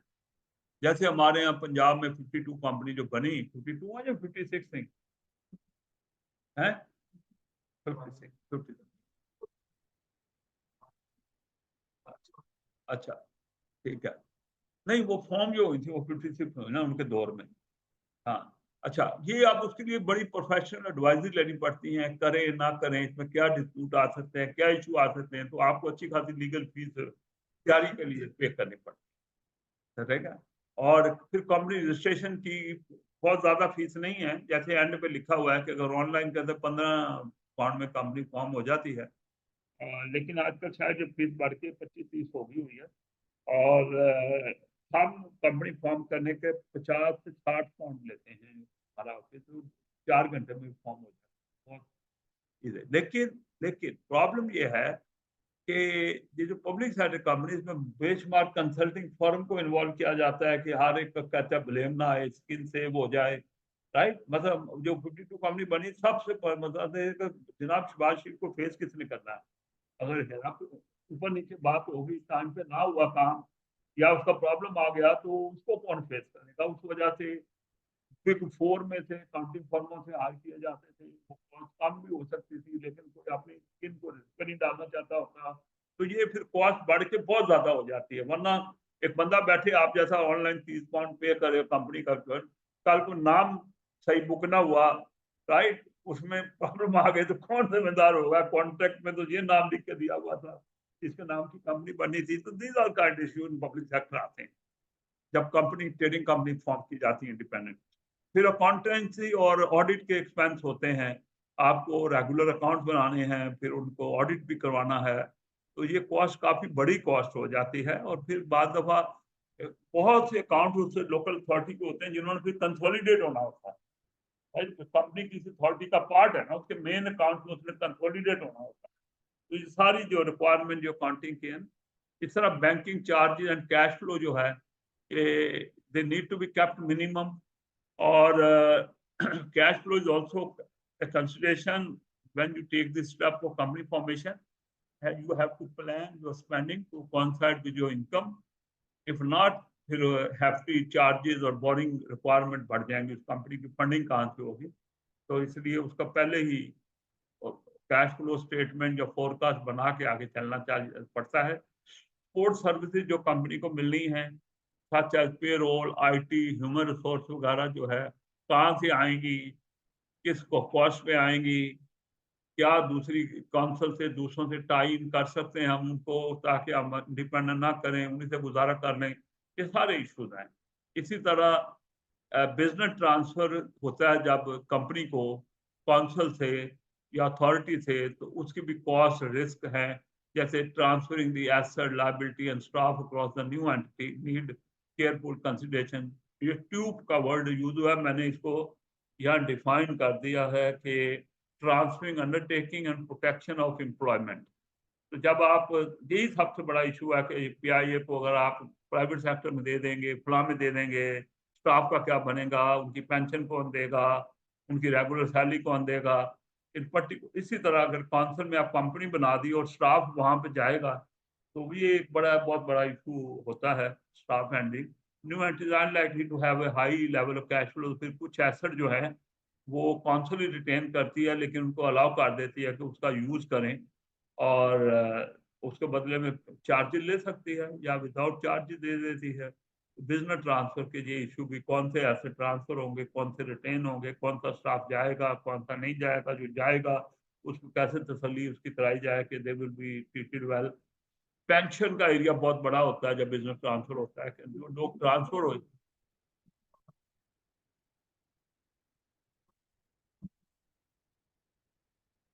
कंपनी फॉर्म करने की, बिजनेस कंपनी फॉर्म कर दी है। हाँ,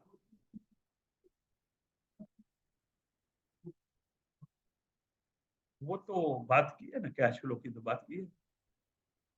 ये इधर कैश फ्लो की जो बात की है इधर आपने, कि उसका कैश फ्लो, ये जो बैंक चार्जिंग कैश फ्लो वगैरह जो है उसका पॉजिटिव होना चाहिए करने से पहले। बाकी बिजनेस केस अभी नहीं आया हमारा, बिजनेस केस आगे आएगा सर। ये समझे बिजनेस केस है हमारा। अभी तो ये कह रहे हैं बिजनेस केस है, वैलिड रीजन है, बात हो। ये डिफाइन नहीं कर रहे बिजनेस केस है या नहीं है, ये तो कंपनी फॉर्म ही नहीं करती ये है।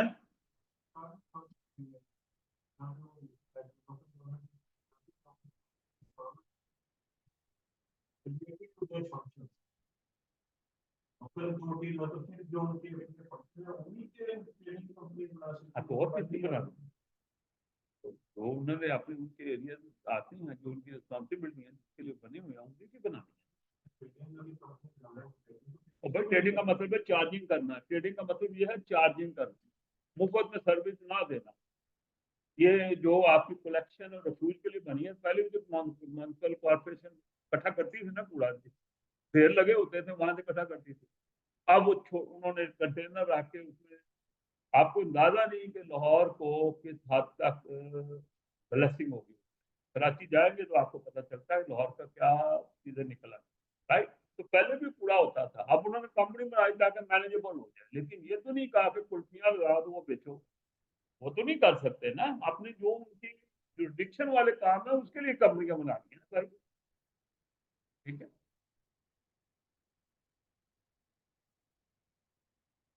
ओके। पेंशन की बात हम कर रहे हैं कि वो बड़ा इशू है कि स्टाफ जो जाएगा उसकी पेंशन कैसे कैलकुलेट आगे वाली होगी, पहले तो हो चुकी हुई थी, उसकी पेंशन एक्चुअली देगा कौन बाद में। तो ये बहुत ये इश्यूज हैं जो आएंगे।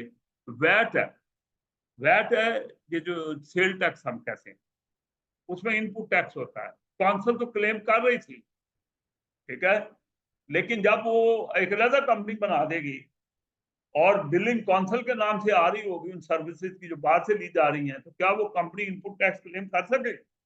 फिर उस कंपनी में कॉर्पोरेशन टैक्स भी लगेगा, क्योंकि कौंसल पे तो नहीं लगता था, नॉट फॉर प्रॉफिट थी। अब कंपनी तो नॉट फॉर प्रॉफिट नहीं है ना, उस पर कॉर्पोरेशन टैक्स का भी प्रॉब्लम आ सकता है। राइट, तो ये चीजें इसके अंदर हैं कि इनको भी, ये भी इशू आ सकते हैं। राइट, इनको कंसिडर करना चाहिए। ये नहीं कहा कि नाम बनाएं कंपनी, इन सबको कंसिडर करें और फिर कंपनी बनाएं। एस्टैब्लिश ए बेस लाइन कॉस्ट जो है, ये भाई ब्रेक इवन पॉइंट, ये है।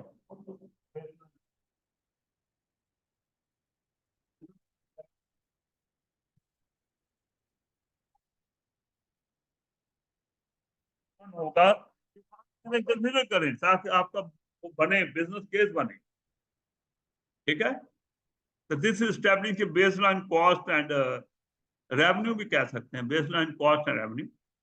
फिर उसके बाद ये हमारे पास ये है कि रिडंडेंसी जो है, नई एंटिटी बनाओगे तो based on having less staff बनाओगे, तो जो बाकी स्टाफ को वो फारग करेंगे। वो तो उन्होंने अगर अपना बिजनेस केस बनाना है तो सारे स्टाफ की रिडंडेंसी कॉस्ट जो आएगी, लोगों को फारग करोगे, गोल्डन हैंडशेक होंगे, उनका क्या इम्पैक्ट है उसको कंसिडर करें। और जो प्रोक्योरमेंट के ऑलरेडी आपके हैं, ऑर्डर प्लेस हुए हैं, तो if you are a commercial trading company then you must comply with the national rule on procurement. ठीक है, टेंडरिंग जो आपका कैपरा है जिसको कह रहे हैं, टेंडरिंग कॉस्ट एंड एक्सपर्टी में need to be bought in if not readily available within the new company. तो वो आपको तो जहाँ भी आपने प्रपोजल भेजनी है, टेंडर करना है, उसके लिए आपके पास कैपेबिलिटी, एक्सपर्टी होनी चाहिए। अगर नहीं है तो लोगों को, ऐसे लोगों को हायर करना है या आउटसोर्स करना है ऐसी चीजों को, नॉट ऑलरेडी अवेलेबल। तो ये है फैक्टर जिनको कंसिडर करना है आपने। तो ये पूरी लिस्ट दे दी है उन्हीं फैक्टर। तो मैंने प्रोक्योरमेंट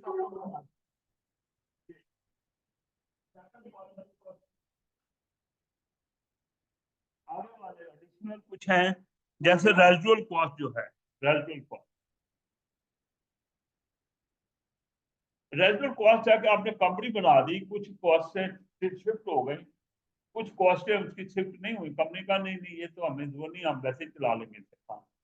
तो अब उसकी कॉस्ट किस तरह मीट करनी, भाई वो आपके पास रह गई, कॉन्सर के पास रह गई, कंपनी में नहीं गई।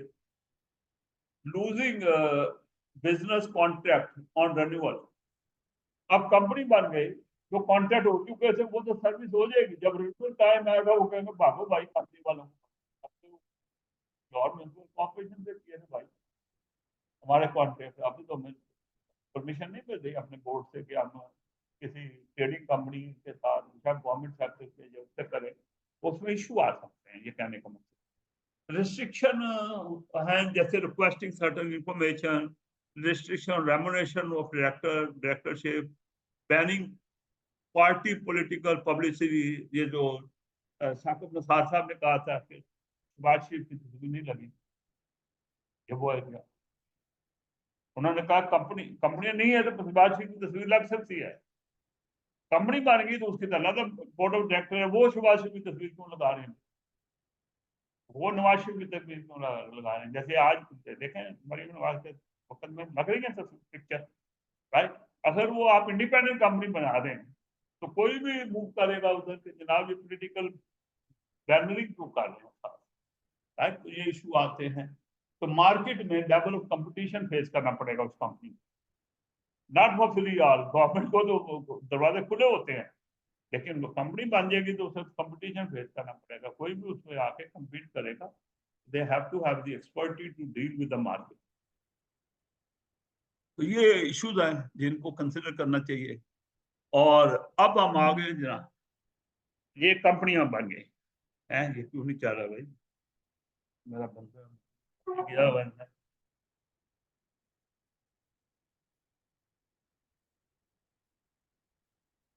हाँ। अच्छा, अब हम बात करेंगे दो एरियाज की, दो एरिया की। हमारे पास 10 मिनट हैं, दो एरिया की बात करेंगे, कोई बात नहीं 15 हो जाए, लेकिन we are in control. 61 slides हैं, होंगे ये 5-6 रहेंगे, ठीक है। अच्छा, ये म्यूचुअल क्या है, ये डिफाइन किया गया, म्यूचुअल क्या है? Organisation that have left the public sector to provide the public service and is and in which employees control plays a significant role in its operation.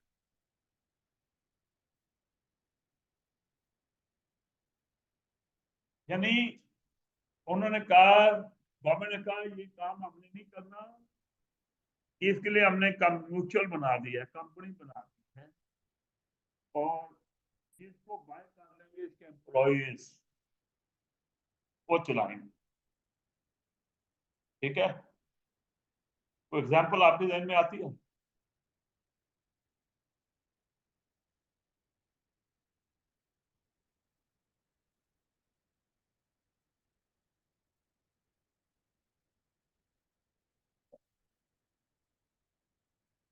एक मैं पब्लिक सेक्टर की ऑर्गेनाइजेशन एग्जाम्पल देता हूँ। Miller tract रोज ने bye किया,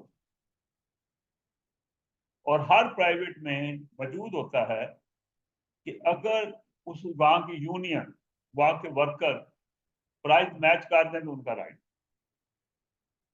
ठीक है, तो यहाँ ऑनरशिप दे दी जाती है, पैसे लिए जाते हैं, चले ये भी किया जाता है, थोड़ी किस्तों में ले लिए जाते हैं। मकसद ये होता है कि एम्प्लॉय शोर ना मचाए ना, अगर ये फंक्शन किसी और को दे देंगे तो एम्प्लॉय शोर मचाएंगे, स्ट्राइक करेंगे। तो उन्होंने कहा था फाइनेंसर ले आओ अपने साथ, ले लो, बाय कर लो। ये कोई मिलर ट्रैक्ट ने खुद बाय नहीं किया था, उसके साथ में पैसे डाले, बाहर से फाइनेंसर भी अरेंज किया उन्होंने। एक बैंक भी मुझे याद पड़ता है, एमसीबी नहीं था, अलाइड था, जो स्टाफ ने अलोंग विद सम फाइनेंसर किसी मसलन बिजनेस टाइकून को शामिल करके दिया। तो इस तरह ये म्यूचुअल है। ठीक है, और ये सुटेबल है for delivery community lead service with limited profit potential. Localism Act gave power to staff to bid to take over the services. Also for community interest groups and companies to challenge council, यानी council के opposite आके service दे सकें, community interest group या companies बन जाएं और वो आगे कम्युनिटी इंटरेस्ट कंपनी की बात करें। उनको लाभ किया गया कि अगर वो बन जाए और वो कुछ ऐसे फंक्शन देना चाहें जो काउंसिल देती दें और काउंसिल से कम्पीट करें, या अल्टीमेटली काउंसिल को मजबूर कर दें कि वो अपना बिजनेस जो है वो स्टॉप करके let the community interest groups and company to run it.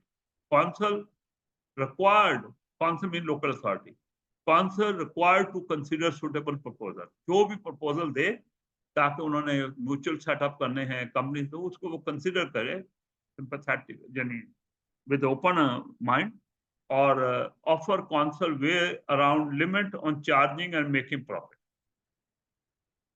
तो ये जो है कि चार्जिंग लेवल बड़ा ही हाई नहीं होना चाहिए, बहुत हाई प्रॉफिट ना म्यूचुअल करें, इस पे काउंसिल को थोड़ी सी लिमिटेशन लगा सकती है, एग्रीमेंट का पार्ट बना सकती है, बहुत एक्सपेंसिव ना हो तो म्यूचुअल को दी गई।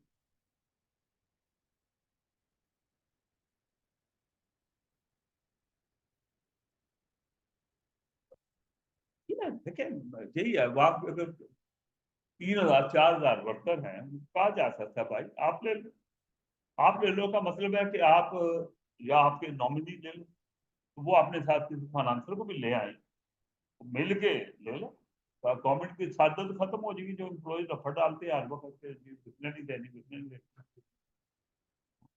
लेकिन इतना बड़ा फंड इकट्ठा करना, इतना करना, ये आगे बात आएगी इसकी, अभी ड्रॉबैक में बात आएगी, उनका एक्सपीरियंस ही नहीं होता रन करने का, वो तो छोटा थोड़ा मारने के आदि होते हैं। अब इसको दफ्तरों में बैठ के चलाने का तो उनको कोई पता नहीं है ना, वो अभी बात करेंगे। ठीक है, ये आ गया। वैसे एडवांटेज में freedom and opportunity to innovate इसमें आ जाता, access to funding not available in public service. ठीक है, जो पैसे आप लगा के सर्विस नहीं दे सकते, वो आप वो सर्विसेज जो हैं वो अवेलेबल हो जाएंगी अच्छे तरीके से, इनोवेट है कि बेहतर तरीके से अवेलेबल हो जाएंगी, गवर्नमेंट तो कर नहीं रही।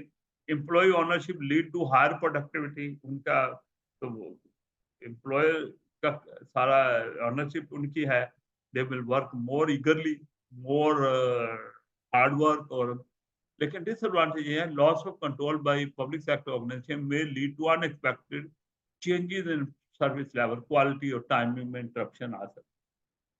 और ये कहीं भी किसी के हवाले की जाए पब्लिक सर्विस, ये वाला रिस्क तो रहेगा हर जगह। जहाँ कोलैबोरेशन में आप किसी को लीड बनाएंगे, इंडिपेंडेंट आउटसाइड करेंगे, पहले वाला प्रॉब्लम रहेगा। दूसरा, ये बिजनेस एक्सपर्टी में भी lacking in the public sector action, उनको सूझबूझ नहीं है चलाने की। बेशक वहां से 20 साल काम कर रहे हैं, लेकिन उनका रोल कुछ और रहा है। अब मैनेजरियल रोल तो नहीं ले सकते। Lack of familiarity with company laws and charity regulation, उनको ये नहीं था, नॉलेज नहीं है उनका।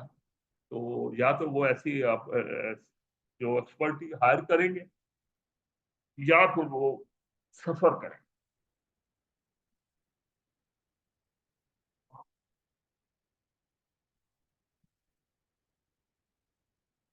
नहीं नहीं, देखिए, आपका as a government servant, government sector, opening of mind है।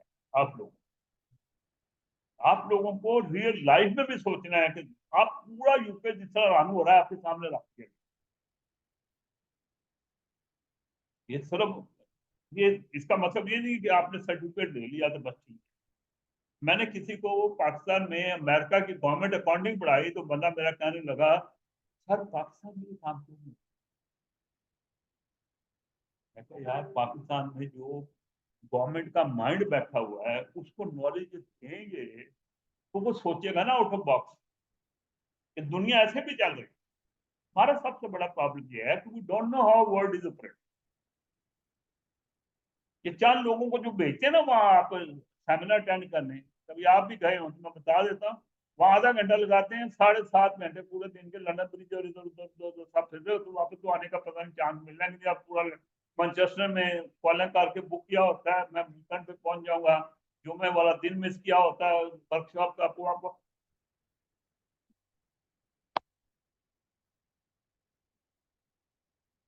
So this is basically the idea. One should know this, and according to our own ground reality, modify it and think how it can be effective for ourselves. Basic purpose इसका ही। अच्छा, ये अब दूसरा आ गया social enterprise, इसको हम community company भी कहते हैं। Social enterprises are those businesses that have community purpose and aim, serve करना कम्युनिटी को, and objective that support the community based goal. The social enterprise is a broad term for the business that exists not to make profit, private level profit, but to serve a social and environment purpose. Profit making को exclude नहीं किया जा रहा, लेकिन वो उस level का profit ना करें। The difference between social and ordinary business क्या है? The social enterprise reinvest its profit it make into back to that service. ठीक है? और like any business, social enterprise need to set up a legal company and be officially registered. There are various forms of company that social enterprise might take. One of them is a community interest company.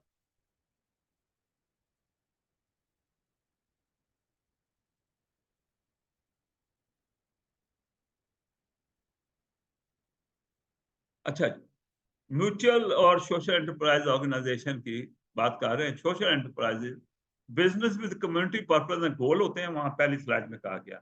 Any profit made are reinvest in the business और in the community, घर नहीं ले जाते। Most common sort are company community interest company. ये जो social enterprises कई form हो, लेकिन सबसे ज्यादा पॉपुलर जो है, जो वर्केबल है, जो जो जो जो वायबल है, वो community interest company. Setup as a legal entity and registered. ये जिस तरह एक प्राइवेट कंपनी होती है, इस तरह कम्युनिटी इंटरेस्ट कंपनी भी पाकिस्तान में SCCP को करनी चाहिए, पता नहीं है नहीं है। तो हमारे पास जिसको आप नॉट फॉर प्रॉफिट कहते हैं, वो बेसिकली कम्युनिटी इंटरेस्ट कंपनी नहीं है, नॉट फॉर प्रॉफिट। हमारे यहाँ कम्युनिटी इंटरेस्ट कंपनी का कोई नहीं है, वे नहीं, वो as a non for profit आएगी, कोई भी कर लेता हूँ।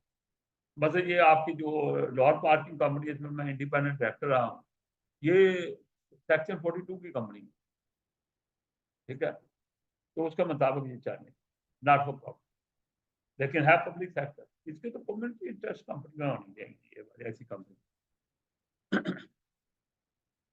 अच्छा, एग्जाम्पल है इसकी कम्युनिटी इंटरेस्ट कंपनी, दो एग्जाम्पल हैं। एक ग्रीनिच लेयर लिमिटेड है, नाम से लग रहा है कि इसमें वो sports service layer facility.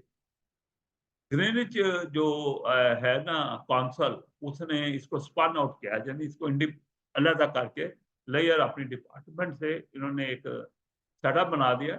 Now managing ए टर्नओवर 80 मिलियन इसकी टर्नओवर है। In one example of how successful mutual from A local authority can be. ठीक है, तो ये एक म्यूचुअल बनाया उन्होंने।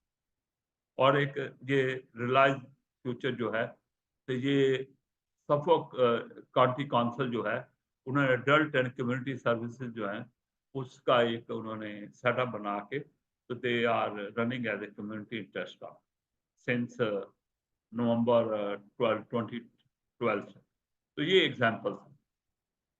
बेसिकली मैंने आपको कहा था वो कोलैबोरेटिव अरेंजमेंट है क्या, उसके एडवांटेज डिसएडवांटेज क्या हैं, उसमें हमें क्या रिस्क क्या है, उनको मैनेज कैसे करना है, उनकी एक्चुअल ऑन ग्राउंड एग्जांपल। अच्छा, सीएफओ का रोल भी इसमें आता है। वैसे हमने सीएफओ का रोल बहुत पढ़ा, वो फाइनेंशियल मैनेजमेंट में आया एज ए फाइनेंस लीडर के तौर पे। या हम इस कोलैबोरेशन के पॉइंट से कह रहे हैं कि सीएफओ एज ए की रोल इन सच कोलैबोरेशन। ठीक है, he should focus on financial risk of the organization। जो हमने रिस्क है उनमें जो फाइनेंशियल वाले हैं, रेपुटेशनल की बात नहीं हम कर रहे, ऑपरेशनल की बात नहीं कर रहे। 4 रिस्क होते हैं, मैं आपको बता रहा हूँ, financial, operational, commercial, reputation, 4 risk.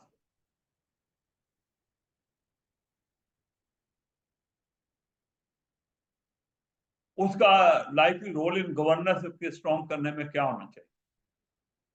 Help identify saving, बताए इतनी सेविंग हो गई है, इतने इतने बेनिफिट हुए हैं, एक्सपेक्टेड बताए और एक्चुअल के साथ कंपेयर करें। ये इसलिए आपको कहा इन कोलैबोरेशन। जी, ये इससे आपने स्टार्ट किया था ये वाला, तो पाकिस्तान जिंदाबाद। ठीक है, ये हमने सारी बातें कर ली हैं। Next session will cover business case for public sector. 2 क्लासें आपकी बिजनेस केस में होंगी। My colleague will come and teach you tomorrow, फिर नेक्स्ट वीक एक क्लास होगी, या कल होगी, या कल। फिर आपकी रिवीजन क्लासेस का शेड्यूल आपको मिलेगा, 2 रिवीजन क्लासेस होंगी। मीनवाइल आप लोगों ने एक काम ये करना है, तो मैं आपको हैंड ओवर कर रहा हूँ दूसरे बंदे को, लेकिन बाई विद इंस्ट्रक्शन कि आपने जून 2024 का पेपर जो पास आया है उसको करना। मैंने उन्हें कहा था कि कुछ लोगों ने मुझे कहा कि एडिशनल एग्जाम रजिस्ट्रेशन नहीं मिला, उन्होंने आपसे शेयर कर दिया है। हाँ, तो लिहाजा एक क्वेश्चन निकालिए, 2 ही क्वेश्चन है, एक 55 मार्क का है, तो 45 मार्क। क्वेश्चन 1 निकालें, उसका एडिशनल मटेरियल पढ़ें, फिर आप उस क्वेश्चन का रिस्पॉन्स दें। ठीक है, पहले सोचें उसके बारे में, 2-2, 4-4, 5-5 लाइनें लिखें, ज्यादा ना लिखें। एक पार्ट या 10 मिनट में लिखें, मैं आपको लिखने का क्या लिखेंगे, जस्ट लिस्ट बना, फिर उसके बाद आंसर दें। तो आपको अंदाजा होगा कि आप क्या सोच रहे हैं। और तो आपकी सोच जो अभी है वो लिमिटेड होगी, क्योंकि अभी आपने रिवीजन कर, लेकिन कम से कम आपको इस स्टेज पे ये पता चल जाएगा कि आपको किस किस्म का पेपर फेस करना। मुझे उसे देख के बहुत तसल्ली है कि ये थ्योरी का पेपर है, आप इसको हैंडल कर लेंगे, प्रोवाइडेड कि आपने ये पूरे लेक्चर अटेंड किए हों या सुने हों, जो अपना बाद में सुने, और उसके मुताबिक आप लोगों ने इसमें कवर हमने सब कुछ कर।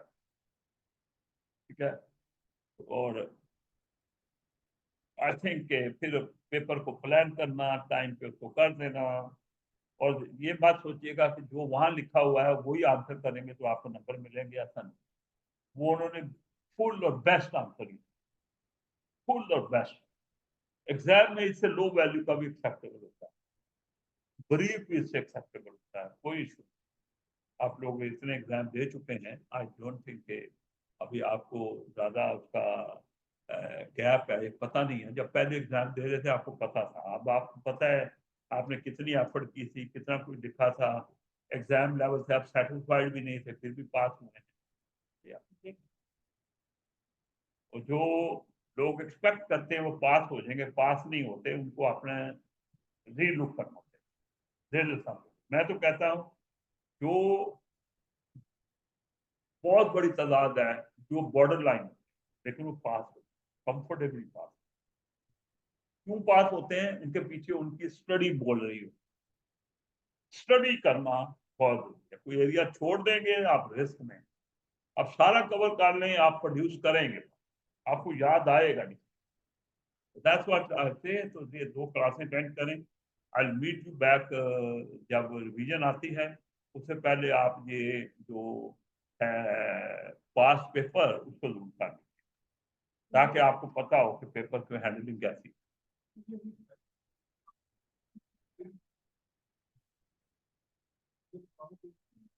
मैं 2-3 स्लाइडें ऐड की है, बताया।